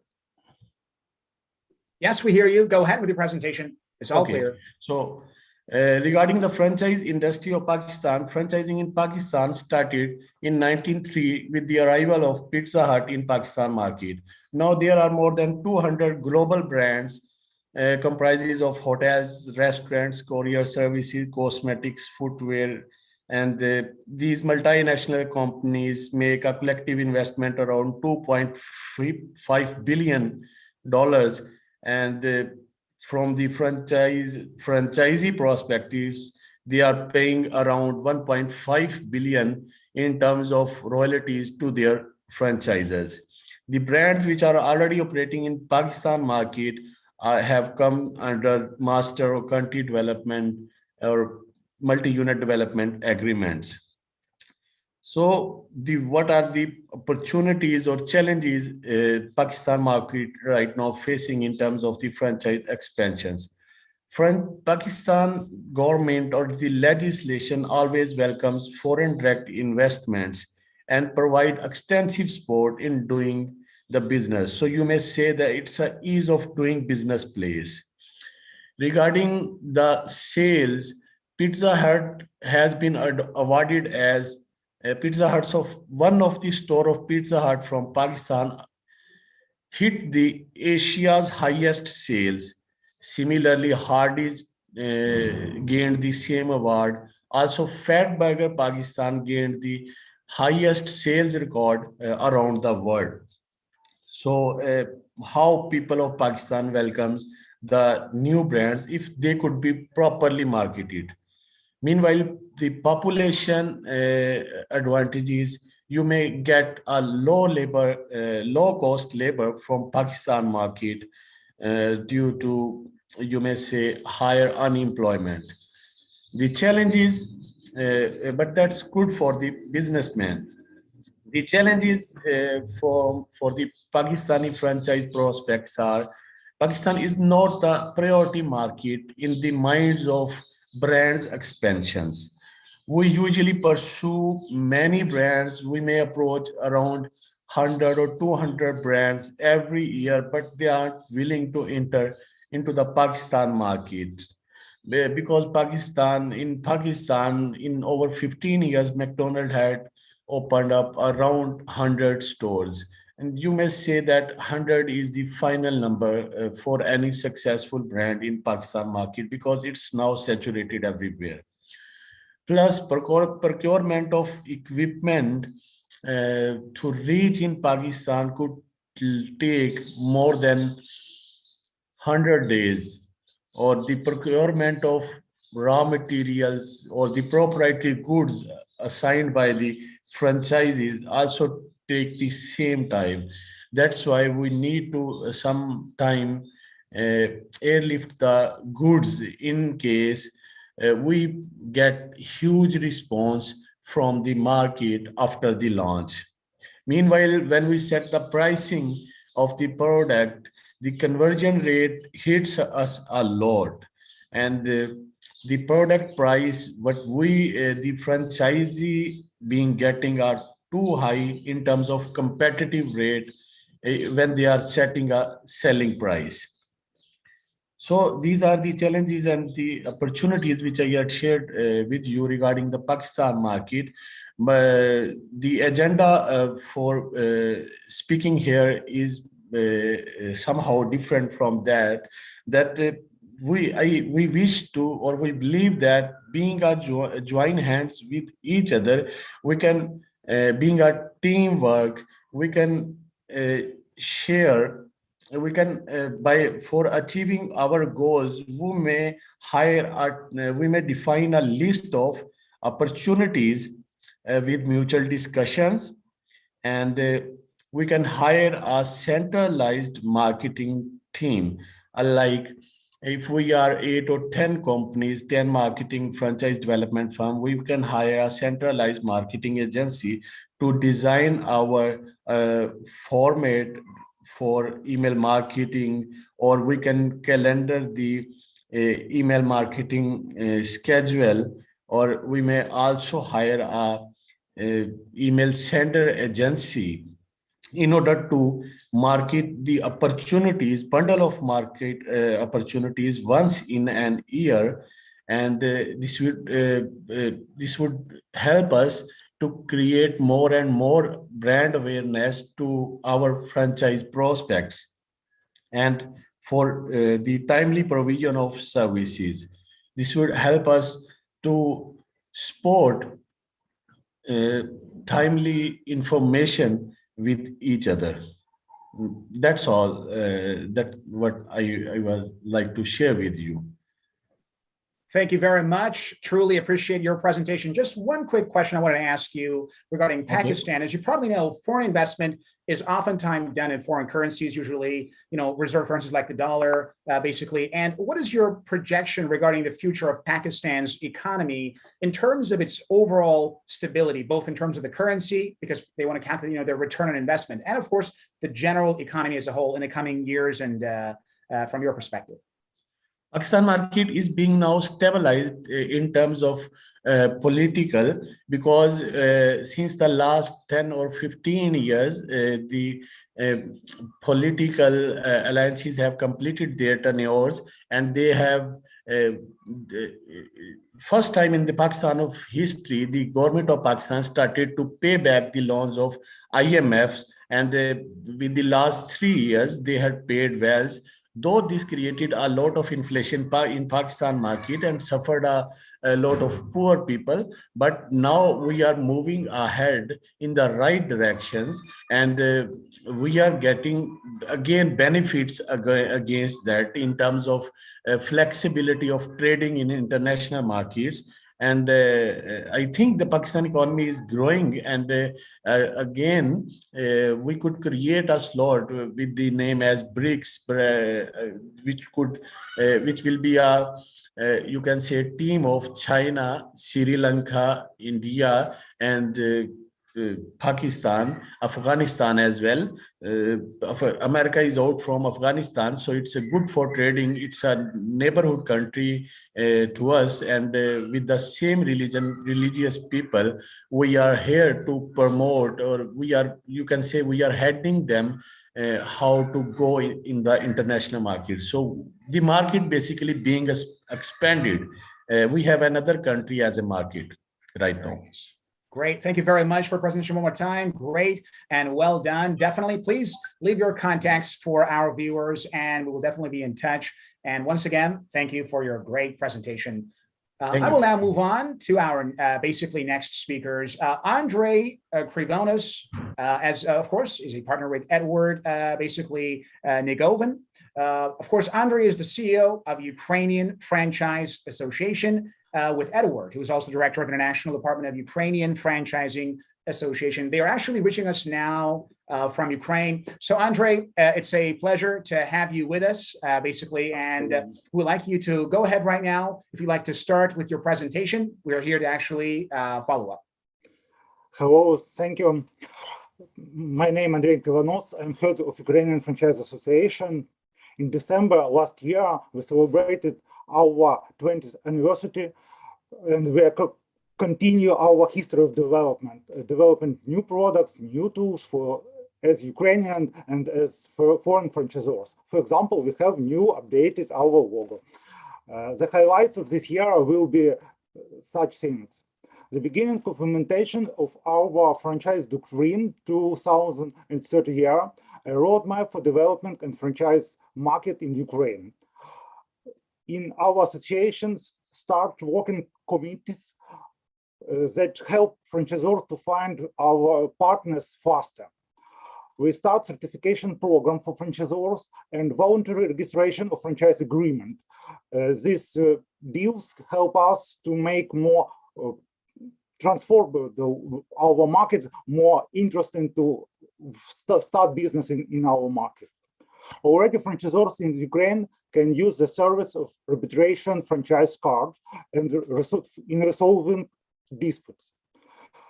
And soon, our franchise finance fund will help our franchisors financially. And I please Edward Nigovan, our director of international department, tell about our international work. Thank you.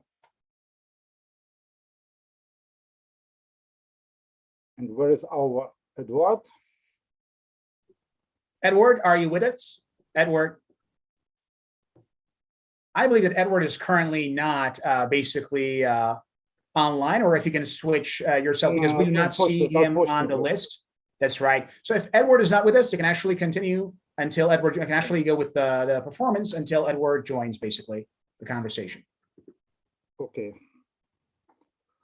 We have some deals to develop our cooperation in other countries. First of all, our main for this year, make decision to complete our membership in World Franchise Council in European Franchise Federation. We have many tries to start working with this very interesting, very popular franchise activity in the world. And today our mean to start. And I see Eduard connect us and can speak more.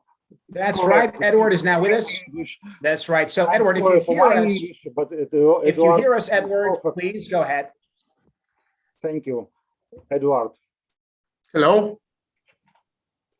Hi, Edward. If you are with us, please go ahead and go ahead with your presentations. It's a pleasure to have you with us. So now we can actually go ahead and continue where Andre left off. Okay. Let me introduce myself. My full name is Edward Naigovan. I represent an international department director of Ukrainian Franchising Association. And this year I'm engaged in moderating on the international franchise market in Ukraine. And promote overseas franchisors to enter franchise in Ukrainian market and be successful in our country. So our goal of Ukrainian Franchise Association is to proceed franchise and business activity on international franchise conference like that, but ultimately to become active member in International Franchise Council and also joined European Franchise Federation. Unfortunately, I have to say we had postponed this decision before, but now we are aware of this kind of cooperation will push to develop for Ukrainian franchisors and come overseas franchise into Ukrainian market. Eventually, Ukrainian franchisors are willing to an active part in our world exhibitions.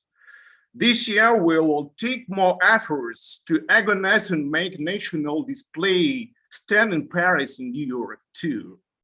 So we will likely take part in another international export.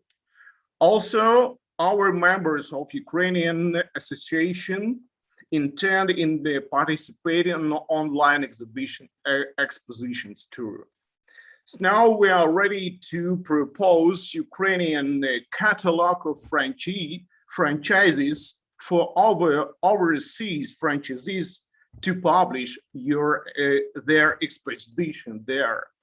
And also we invite any foreign franchisees and company to take an active part of franchisees exhibition in Kyiv, which will take place in March this year.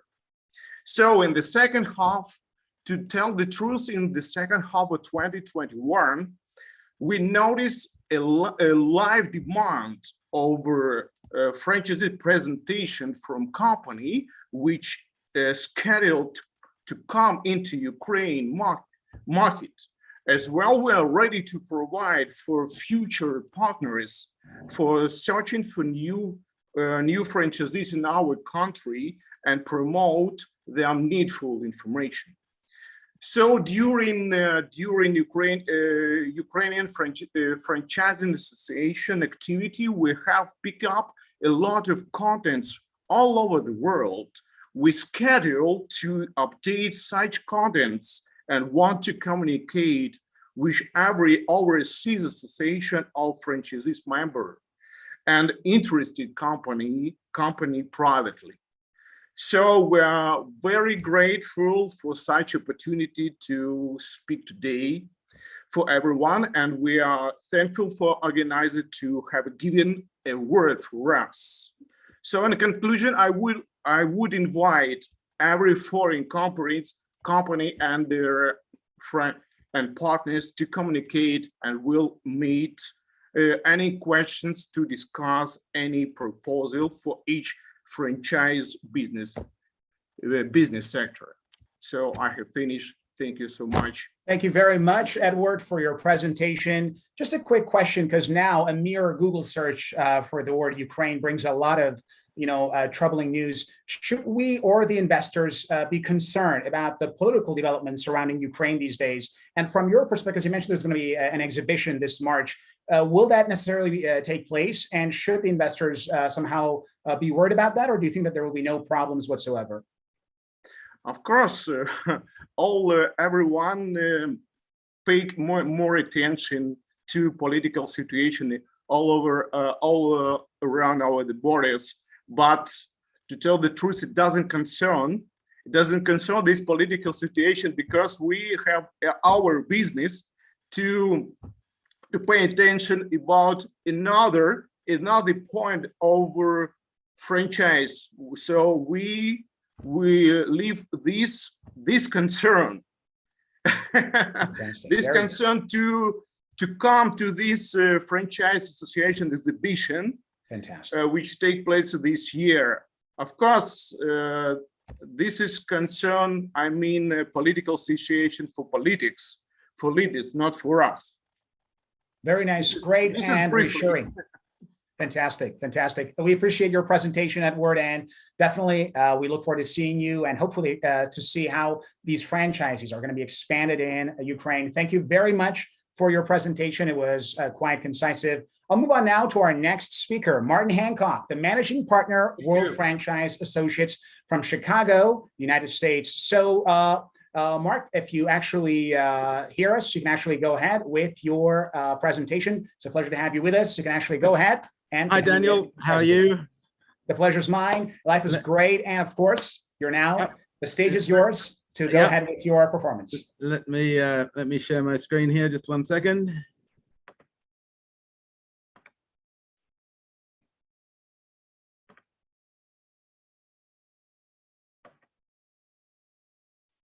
All right. Well, first of all, thank you very much to Top Franchise and Vasil and the team for putting this excellent event on. My name is Martin Hancock. I'm I'm managing partner of World Franchise Associates.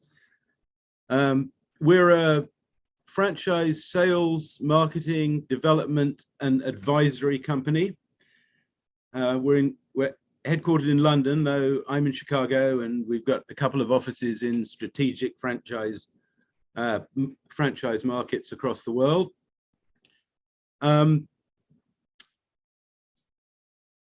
Our core programs focus on helping franchisors from all sectors of the franchise industry with their international expansion.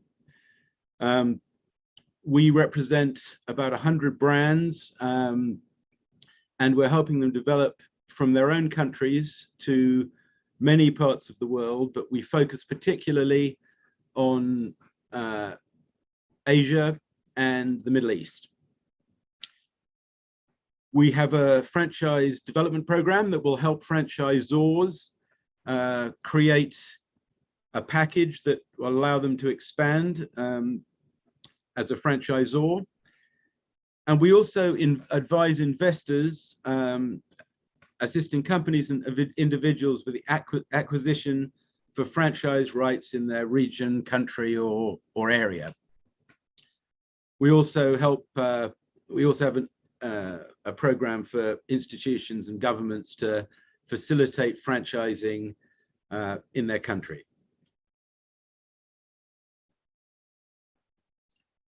These are various vehicles. World Franchise Center, if you would like to visit it, is our sales site. And there you can evaluate franchises in all sectors of the franchised industry. We put on events in various parts of the world, and we have a news feed called Fran Speak. What I'd like to talk about just for a few minutes today is some of the trends that we're seeing in franchising worldwide. Increased health consciousness, obviously, is a big part of what's happened over the last couple of years. Everybody is concentrating on their health and understanding the difference to their life, I guess, that being healthy makes. So obviously, fitness falls into this category. The fitness trend now is for boutique fitness. It's small space, typically lower startup costs, and the franchisors have expertise in one or maybe two forms of exercise. Let me give you some examples. Kickboxing or boxing, Pilates, yoga, bar, stretch, boot camp, cycling. These are all boutique fitness concepts that are growing now and will continue to grow as people concentrate more on their fitness. And boutique fitness isn't about running on a treadmill. It's about being very good at something. It's being empowered by a workout. It's working out with a group. And this is one of the trends that we'll see moving forward. The second one, also, for the same reasons, is healthy food. I think an example of the way the healthy food trend is going is the fact we're seeing some of the big brands change traditionally not healthy food. Salads at McDonald's, veggie options on Domino's Pizza, but that's really not what it's about. It's about plant-based. It's about the millennials looking after themselves, and it's been around for a long time. It started with juice bars, but now we've got salads, pokies, vegetarian, vegan, seafood, soups, etc. And another area that I believe that will grow is kids fitness and education, developmental milestones, franchises that give kids the edge, learning things at a very early age, skills that help you through the rest of your life.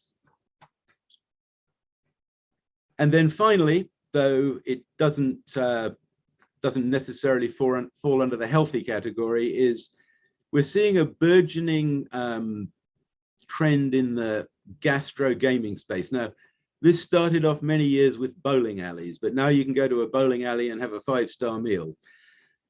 Darts and shuffleboard and all of these things where you combine eating with an event. Golf, Top Golf. This is a trend that we'll see continue to see grow for the same reasons. It's millennial driven. All of these are millennial driven, and that's why we're seeing expansion in these areas. If you want to evaluate these brands, as I say, please visit worldfranchisecenter.com. I'll also be happy to help you.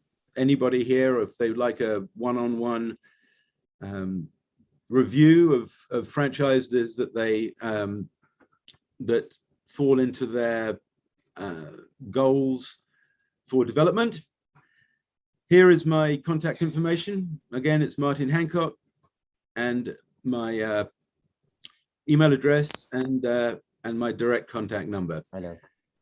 So we don't have a huge amount of time here, so I think that's it from me. Again, thank you, and thank you for everybody on this webinar who attended.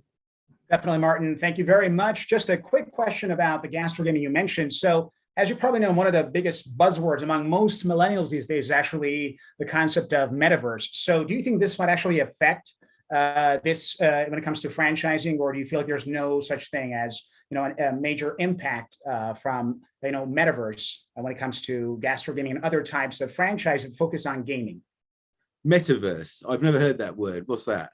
That's right. Well, the whole concept of creating gaming with these, goggles on your head, and Facebook changed its name to Meta after all these things. That's really not what. That's a very good observation, but it's not what gastro gaming is about. It's about being in a place where you eat and drink physically, not virtually. Okay, that's going to be a big thing too. But gastro gaming is like, are you familiar with Top Golf or anywhere where you go and do something? People want an event rather. They want something they can talk about on social media. Exactly. They want an event, and it's all about competitive socializing, which, as I said, started with the bowling alley, but has gone from there onwards. Very nice. Fantastic. So thank you so much, Martin, for reassuring our viewers, basically. And it was a great, splendid presentation. And hopefully you will succeed on this path, basically, towards expanding your business globally. Thank you very much. Thank you very much. Bye now. Welcome. I'm going to move on now to our next speaker, Jigar Doriwala, the CEO of Tenacious from India. So let's start with you, Jigar. Do you actually hear us? If you are online, go ahead, and the stage is all yours. Yeah, hi, I can hear you. I think you can hear me as well, Daniel. Absolutely, everything is fine. You can now go ahead with the introduction of the company, the franchise, and your presentation. Great. Can you see my screen as well? Of course, everything is clear. Both great. the video and the audio are both clear.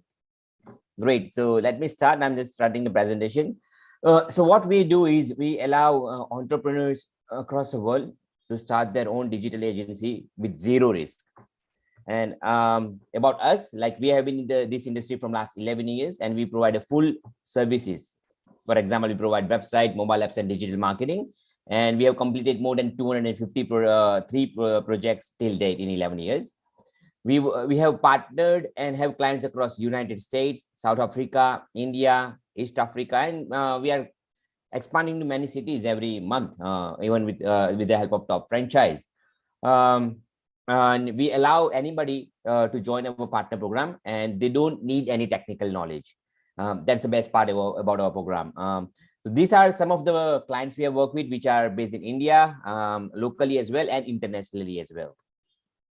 So first of all, after COVID, a lot of people have gone online. Most of businesses has gone online.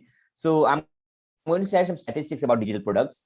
The number of internet users is drastically increasing day by day, and it's forecasted to reach around 5.3 billion by the end of year 2023, as per a survey by Statistica, which is one of the leading survey firms. And most of consumers have moved dramatically towards online channels, and researchers have said that around 80% interaction are through digital in nature, because when COVID happened, everything was turned off and everybody went online, because that was important for every business to survive.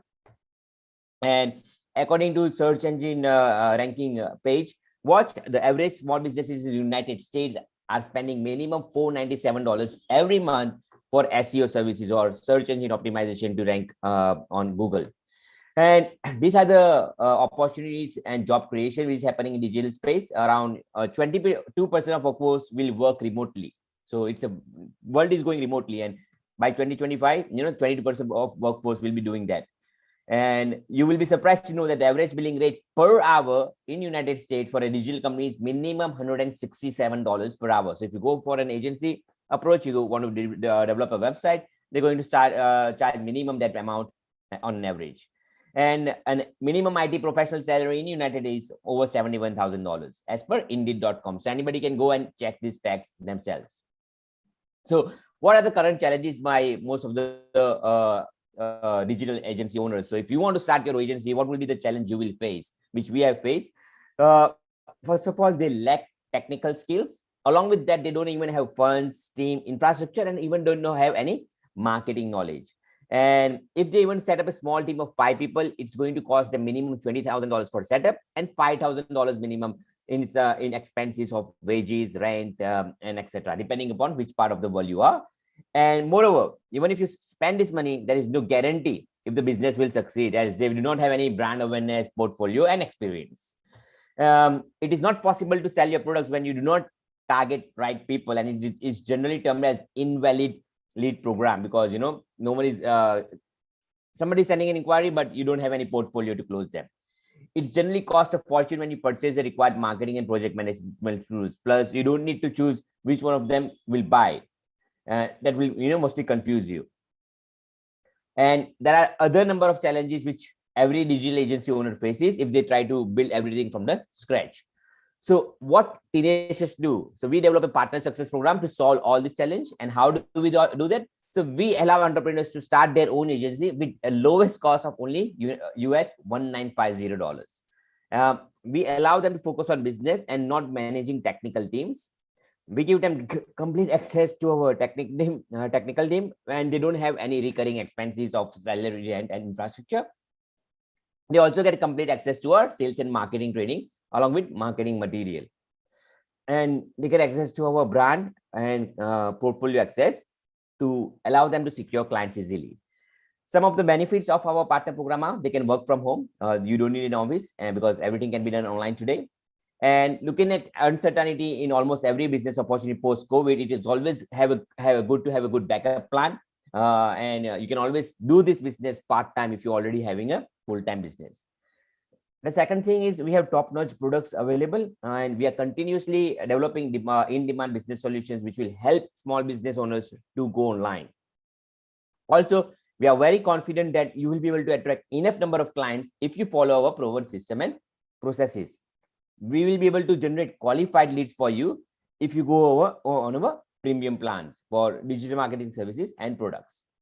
The third one is you don't need any previous technical knowledge. So if you believe that you need to be an experienced IT professional to be part of this program, then leave that thought behind. As the good news is you need only basic sales, marketing, and communication skills.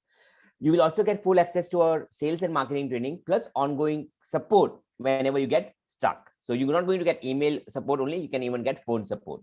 And the best part is you can earn recurring income and very high profits. We guarantee that you will earn your investment back within 16 weeks if you follow a process, or will work until you get your investment back.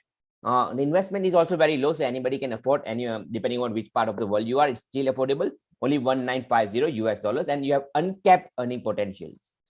And it's a global opportunity. The best and unique opportunity, the best and unique thing about this opportunity is you can sell to clients across the world. You can travel, work from home, or work from office. There is no limitation on which part of the world you want to work. And we have products and services which will allow you to serve clients across the world. It is a perfect opportunity that gives you freedom to earn and also travel. So is the business model successful? Yes, we have partners across all these 6 countries. This is our partner Ebony from United States. As he says, I was able to add additional revenue with my existing coaching business by joining Tenacious Tech's partner program. I really like the value they provided and was able to secure my first class only within 10 days. Until late, I have worked with a number of projects with Tenacious Tech, and I will highly recommend anybody if they are interested in doing digital business. Maria, she's from Germany. As she says, I was able to generate income while working full-time in my current job. I really like the SEO training as well, as it was easy to understand and optimally structured. The founder Jigar is very friendly and professional trainer who is available during and after business hours. The best part is I was able to get leads, which I converted into paying customers. And Mr. Dean from UK, and he says, I was looking for an opportunity that would utilize my hospitality skills. I like what Tenacious Tech is offer, and I have numerous conversations with Jigar before joining the partner program, and I have zero IT knowledge. So, and then, yeah, after a number of questions, Mr. Dean joined. And result 2 of one of our e-commerce clients, I have seen improvement in my sales, new customer acquisition, positive feedback from my clients as I implement an online ordering solution, an app for our business. We are looking forward to start exporting suites to clients across the world. So if you are interested in starting your own agency, if yes, then we have a simple process. You fill up the application form. We discuss and see if you qualify and meet our prerequisite criteria, and we will advise you what your role will be. We'll onboard with you training and lead generation, and then you have started your own business. You are your own boss. Most of the frequently asked questions which people have is like, how much does it cost? So we have different pricing plans, but the basic one starts from only $1,950, which includes all the marketing material, your own website, and number of other training. And how does the success guarantee work? Well, we offer conditional guarantee. All we require is that you follow the steps which we have given in the training, attend coaching calls, and watch replays. We're giving you the opportunity to get your investment back within 12 to 4 weeks. And if you don't achieve that, we'll work with you until you get it. Can I work part-time or full-time? Yes, the work timings are flexible. It does not matter that you work part-time or full-time. But yeah, we advise you to work during business hours in the countries you are located. So do I have the full control? Yes, you are the owner of the business and your own brand, and you will be always in complete control of your business. What skills I need in order to qualify to join Tenacious Tech is, you do not need any specific skills, but we believe that not knowing a skill is not a problem, but willing to learn is the problem. We shall conduct a series of meetings and just figure out that you have something or not to decide upon your qualification. And if you still have a question and want to contact, yes, it is always great to clear your doubts. And if you have any question, bring them on, and we are happy to connect with you. This is our website, and this is my WhatsApp number. You can personally connect with me if you still have any questions. Thank you very much for your performance. Pretty amazing. Just a quick question I wanted to ask you, because as we already know, India is one of the most popular basically spots for outsourcing because of good pricing and high IT skills in general. You mentioned two things I wanted to clarify. One was your guarantee procedure, which was quite ambitious. You mentioned that you will keep working until the results are actually obtained. Does that mean that there's absolutely no deadline? What if this takes many months or even years? You guys will be with the team throughout the entire process?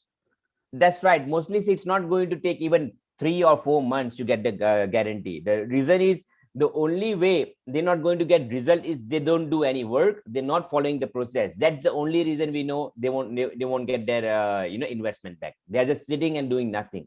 We know that reason. So if they are talking with us and communicating every day, hours, whenever we see that there is some gap in the learning, we educate them about the product and the sales process. And if they follow it, yes, they're going to get the investment back.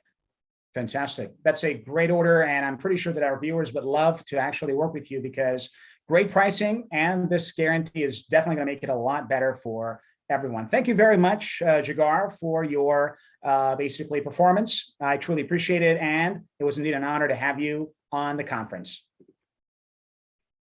Very well. Now I'm going to move on to our next speaker, Alex DePasse, founder and CEO of Global Franchise Exchange and World Properties International Franchise, joining us from the US. Alex, it's a pleasure to have you with us. Right now, you are online. Please go ahead and share your ideas with our viewers, which we'd like to actually hear from you. Perfect. Thank you for having me. Appreciate it. Exciting times in franchising. Appreciate the time. Let me just load up my PowerPoint here. You've got to let me share my screen, I guess. Host disabled participant screen sharing. That's right. We'll do so right now, right away.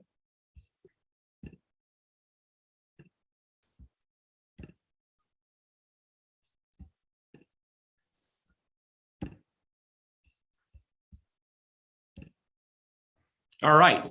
Everybody see that?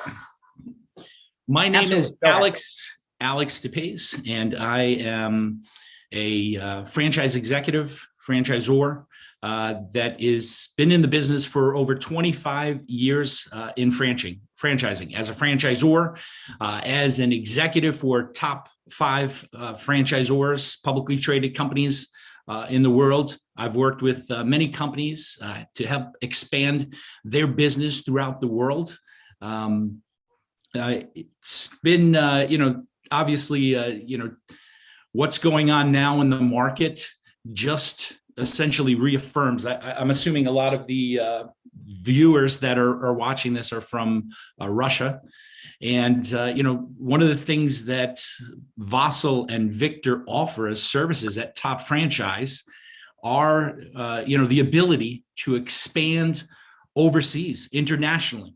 Right? I'm going to talk a little bit about America, but, I've seen the ups and downs. I've seen, been through, wars, the Gulf War, its impact on, franchising, on business, on, we're going into a certain recession here.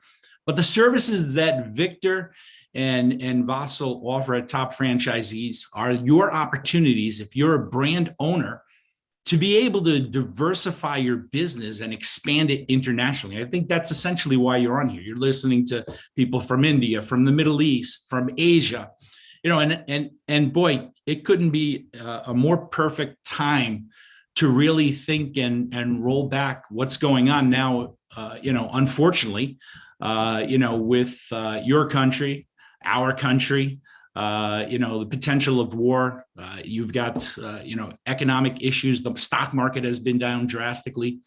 And that's sort of the advantage of franchising and taking advantage of franchise consulting companies like Top Franchise to diversify. It's the key to success and longevity. When markets are weak, we've seen it, in the economy, or they've been, for whatever reason, war. Diversification has helped and assisted. So it's definitely something to, take advantage of. What we're going to go down to the next spot and talk about a little bit, just what we do and who we are. Our brands, I've been, what we do, Fran Exchange, Global Fran Exchange, we assist companies to expand overseas all throughout the world. The business right now in America is everything that you look at. You go and buy a car, you go in, to movies, you go to sports stadium, everything is franchised. It's just the accepted means. You want to get a sandwich? Am I going to go to a no-name place or go to a brand where, a place where there's a Subway? Franchising is just everywhere that you can see. So, franchising is the mecca of franchising. It's been around for over, 40, 50 plus years. It's evolved slowly. When you compare to some of the markets like the Philippines or the Malaysia that have just 15, 20 years ago, there was no market for franchising in those markets. And now I go and I present and I speak in those markets, and it's incredible to see how it's expanded so rapidly. But it is a very accepted type of business here in franchising. There's obviously hurdles, but the beauty of it is there's a lot of protection. There's a lot of legalities around this. Unlike the last presentation in India, where you can guarantee a return on investment, that'll be the quickest way to getting your business taken down and eliminated and banned from doing business in the USA as a franchisor if you were to ever guarantee any type of success. Success is you can have the best system in the world, but an individual that doesn't apply the systems, doesn't apply the process,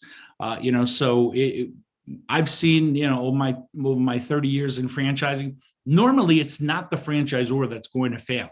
It's the franchisee that didn't follow the system, didn't follow the process, didn't follow the blueprint. That's the beauty about franchising, right? Is that you can come in to a business that is established brand. You can have systems and process and essentially a blueprint if they're an established brand. And just follow step by step what has been done, what they're doing, and be trained and supported by that team.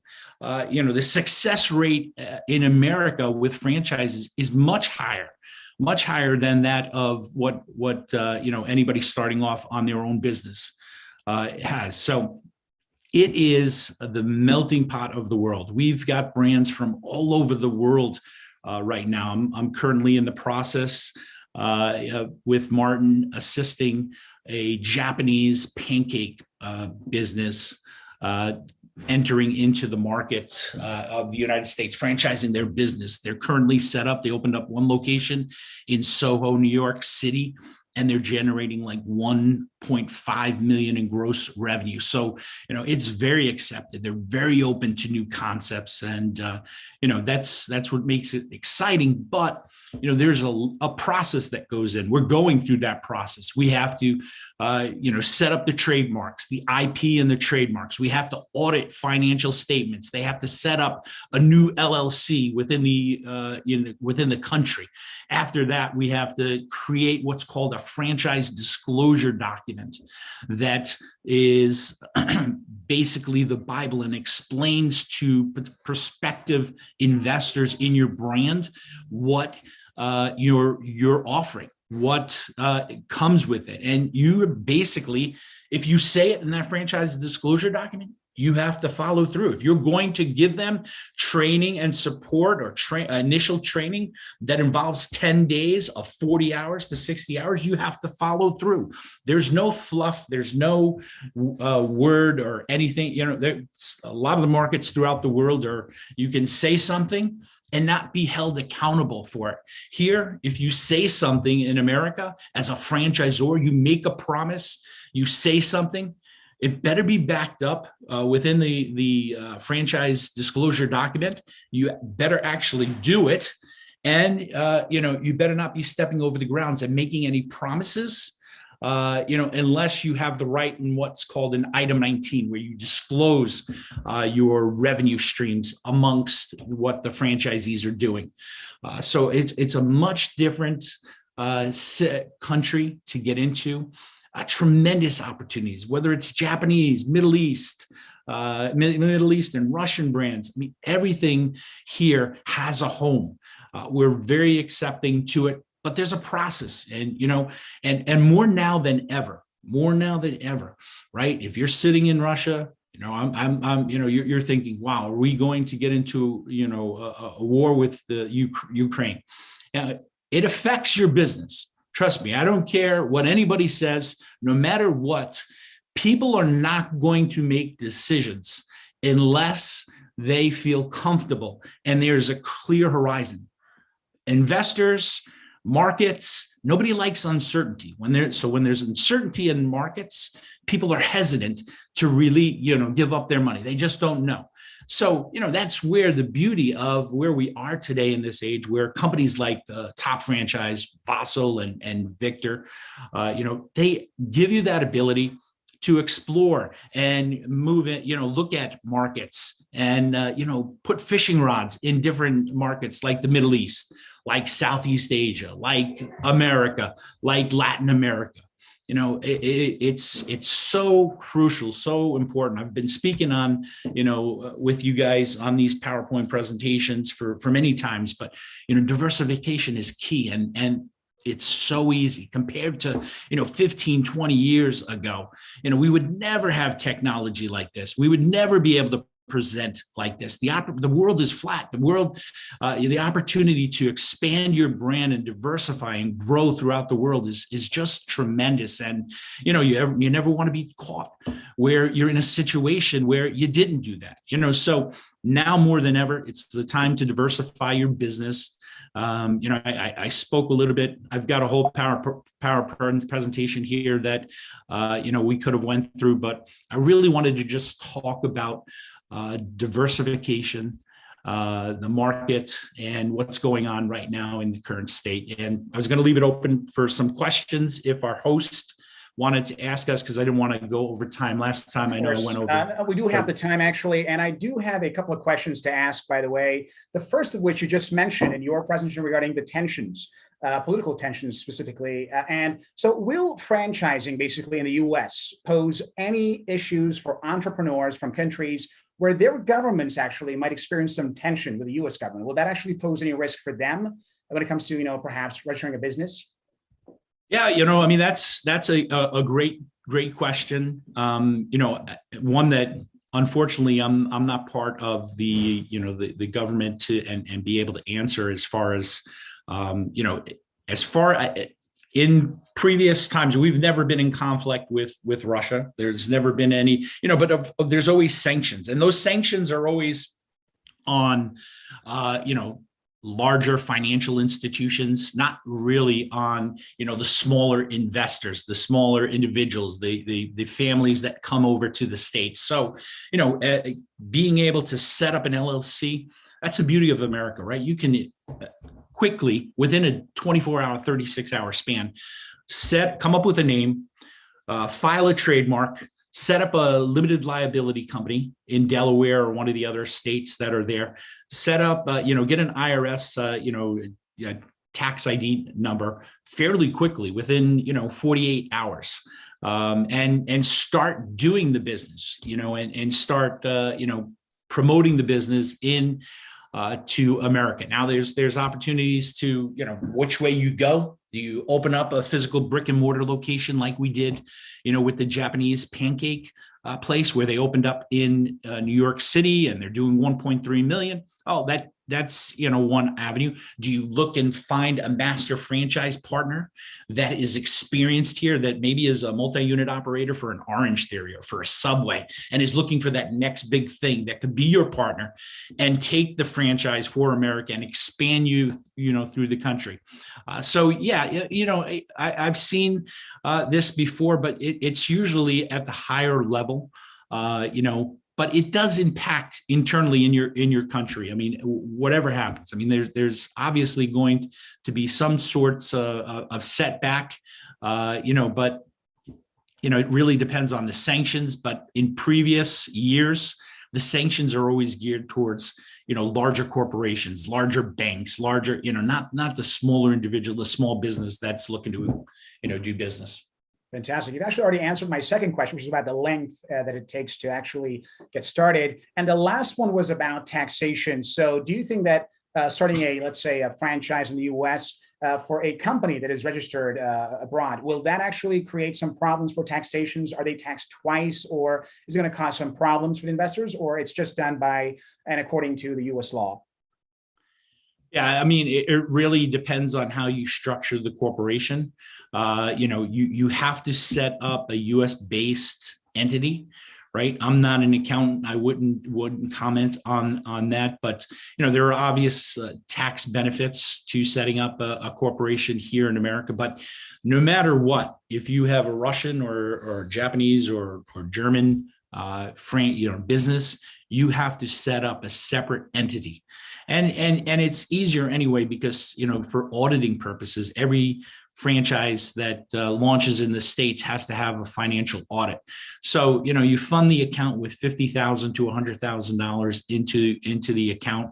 You don't have to disclose and go through a lengthy audit process where they have to look at the internal accounts of what you're doing in your country, and that's another reason that makes it so easy and simple. There's certain ways, right? If you know what you're doing, there's certain things that you can do, to streamline the process and make it a lot easier. And that's what we do at Fran Exchange. That's what we do with Top Franchise. Victor Vassal doing amazing things. That's why, mentoring and getting coached and consulting, that's everything these days. Learn from and grow with people that have done it numerous times, that have been in the business for many years, that have done this.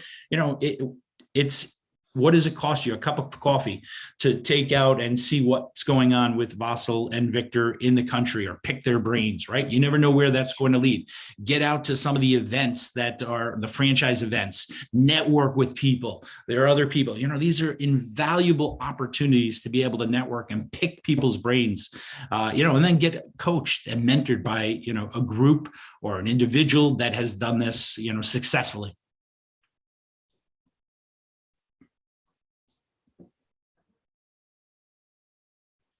Hello.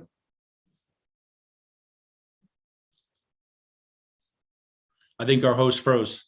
That's right. So actually, I just heard you, and Alex, thank you very much for your presentation. You answered all the questions, and it was quite precise. And thank you for your presentation. It was great. We'll be in touch, and hopefully we're going to now move on to our last speaker, which, by the way, has a pre-recorded speech for us. So right now, we're going to wait for Mattis Tomasic, the International Expansion Manager at La Denturia Group, basically. Of course, this presentation is pre-recorded, so we'd like to actually play it for you to watch, and then we'll hopefully move on with our basically conclusion. Thank you.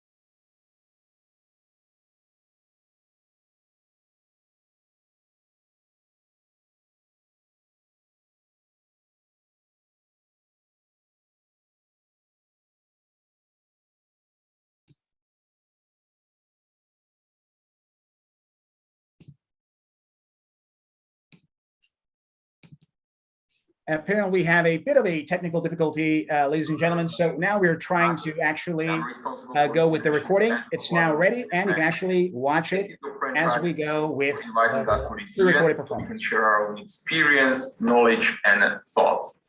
So first of all, let me introduce La Denturia brand. We are a global donut brand with 55 branches in 16 countries. In pandemic period, we grew significantly number of our branches. You can find us already in Germany, France, Spain, Czech Republic, Hungary, Slovakia. And of course, this is the first year, 2021, when we secure our first partnership in the Middle East markets like Egypt, Saudi Arabia, and Dubai. So first of all, let me tell you just a couple of things about our concept, why we're getting so popular and why we're getting so much attention. First of all, we created a unique concept that it's very easy to operate. We use our own secret recipe with over 100 different flavors. We produce a gourmet quality donuts that are beautiful, designed, and they taste authentic. We created a stylish, chic Provence shop that attract millennials and affluent group. We operate Instagrammable business. And of course, right from the beginning, we prefer quality over the quantity. You know, these are just few features why we are getting so noticed from franchisees. You know, I get to meet a lot of franchisees and I work with them through the selection and application process. And finally, I get to oversee their results and their performance. I would like to discuss today the biggest difference between, let's say, a poor and a wealthy or a rich mentality of a franchisees. You know, every franchisor has like a 3 segments of their partners. You have winners, you have like a big group in between, and then you have the ones that struggle the most. You know, to boost the performance of the largest group of between is our job. We usually repeat the phrase for every partner. It's stick to the system. And of course, most of the time it works because all systems that are that we use work perfectly. But what we observe more and more, that just sticking to the system is not just enough if you want to be successful. At first, if we observe what's happening, is the circumstances at the market. It's economic, it's governmental regulation, it's pandemic, it's external factors which we or you do not control. Usually the struggling partners complain about these, pointing out to the competition or simply higher cost of production. Of course, these are real threats to the business and every partner faces them. But it's not the whole story, especially when you observe that under the same circumstances or same factors, you are getting completely different results from your partners. Difference is that these partners, the ones that basically win, that they can adapt faster, they can find opportunities within the system. Then you have most of the people focusing on a second attribute that affect the results, which is operation. These will include recipes, branding, marketing, procedures. It's what franchisee pays to the franchisor to teach them, right? Every time you find multiple partners working under the same condition, but getting completely different results. And what we observe, what makes the biggest impact, is a third factor. It's one factor that franchisee is too busy to bother with. It's a human level, it's a human touch to the business. It's what franchisee brings to their own business. And this includes mindset, ability to keep a clear head and the emotion all the time checked. It's willingness to change and seek improvement. It's the way how we engage with our employees and with our customers. It matters because, for example, marketing is not just about advertising and campaigns. It's about the patience and perfection. Managing team isn't just about the training and growing. It's about finding the right inspiration for your team. Customer service is not just about the service. It's building the connection with your community. So we are getting partners that operate under the same system, under the same circumstances, but getting completely different results. And the answer is that they simply execute better with better leadership and the services. You know, when franchisee deviates from the system, it's not because of the operational reasons. It's a human reason as a fear, stress, mistrust. It always has impact over how they feel, not about what they know. So yes, if we compare the result of top leading partners versus the rest, the main difference you can find is in a human touch of the business partner. It's the leadership, it's inspiration and motivation for their team to make things better, improve, to embrace the change, no matter what's happening outside. It's a passion and desire to make the things better than they are today. So as the system can be replicated, so the mindset of the partner, that's what we observe. To enjoy the full potential of franchisee needs to put more focus on a human factor of business. It's to go beyond the system, outside of the scope of a franchise agreement. You know, it's a lot about what we can bring to the business from the people, from the human perspective. Give you a quick example. We had our new partner opening a first branch in that town with just 14,000 people, 1/4. It's a market that we consider as very small. This partner in his first month sold a donut worth 50,000 euros. How he did it? And this is exactly what we said before. First of all, he stick to the system. He acknowledged the current situation, the current circumstance, and he followed the rules. However, the biggest difference, what really made it the difference in the results, was a human touch of a partner. It was the way how he lead the business, how he lead his customers, how he lead their employees. And this made the difference in the results. You know, I can tell you a couple of more things about the factors that impact our daily business. It's a hiring culture, it's a retention, it's a physical space, it's maybe circumstances as a COVID, it's a supply chain, sales marketing, competition, and time management. All these are factors that impact our daily business. And if we look at the difference between how a wealthy or a rich franchisee and a poor mentality franchisee face these kind of factors, it's a completely different path. So for example, for the hiring, a wealthy franchisee builds immediately culture. A poor mentality franchisee just trying to hire people to fill the spot. There is no human touch in the business. What about the retention? Wealthy franchisee try to improve the employee experience. On the other hand, a poor kind of franchisee all the time complain about the job.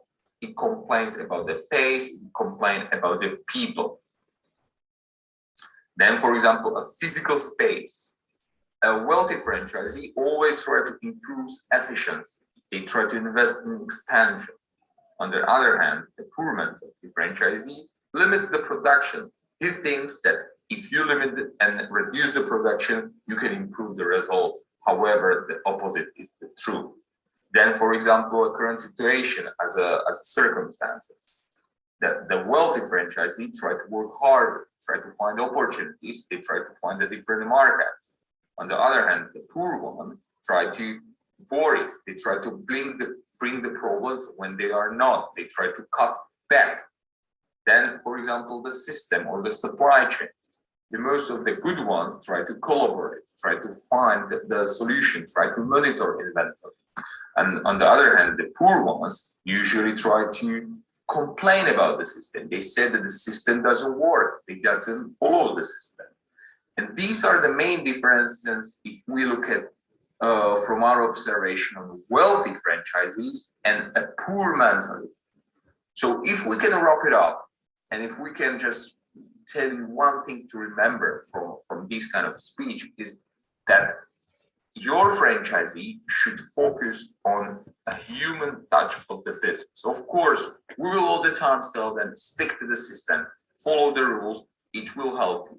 But what's very important, and this is basically even our trend for 2022, we are going to invest more time to build kind of a human touch within our franchise system. And this is very important that franchisees understand that it's them that makes the difference at the end of the day. It's them who can inspire, who can motivate, and who can build the culture. It's their own kind of ability to lead, motivate, and inspire. But this is the most important what we observe, and that what we try to at the moment incorporate in our kind of daily lives. So this is just a small observation from our own experience. Okay, so thank you very much for your time. I hope that this kind of few minutes that I could share our own experience was helpful. It gives you maybe something to think about, maybe something to use in your future business, in your future collaboration. And it was great being here today. Thank you, Top Franchise, for inviting us. And I'm looking forward for future collaboration, and hopefully we see each other in a short future. So thank you, and I wish you a beautiful day. And that's it, guys. This wraps up today's conference. I'd like to first thank all of you for being here with us all the way to the end, because we had to tell you why it is important to make that leap and start thinking internationally, and more importantly, start to think in terms of franchises. As was mentioned earlier, do not put all your eggs in one basket and start diversifying. Of course, the best way to do so is to think internationally, globally, and specifically in terms of putting things in brands and in other franchises that you can actually use for yourself. This wraps up today's program. Thank you very much. We took all your questions, and hopefully you found all the answers useful and relevant. To find out more, check out topfranchise.com. You will find out all the details in terms of what companies or franchises actually can reach to be able to perhaps expand your business. And this is all the time we have for. My name is Daniel Molgan, and this was the Global Franchise Conference. Have a good one.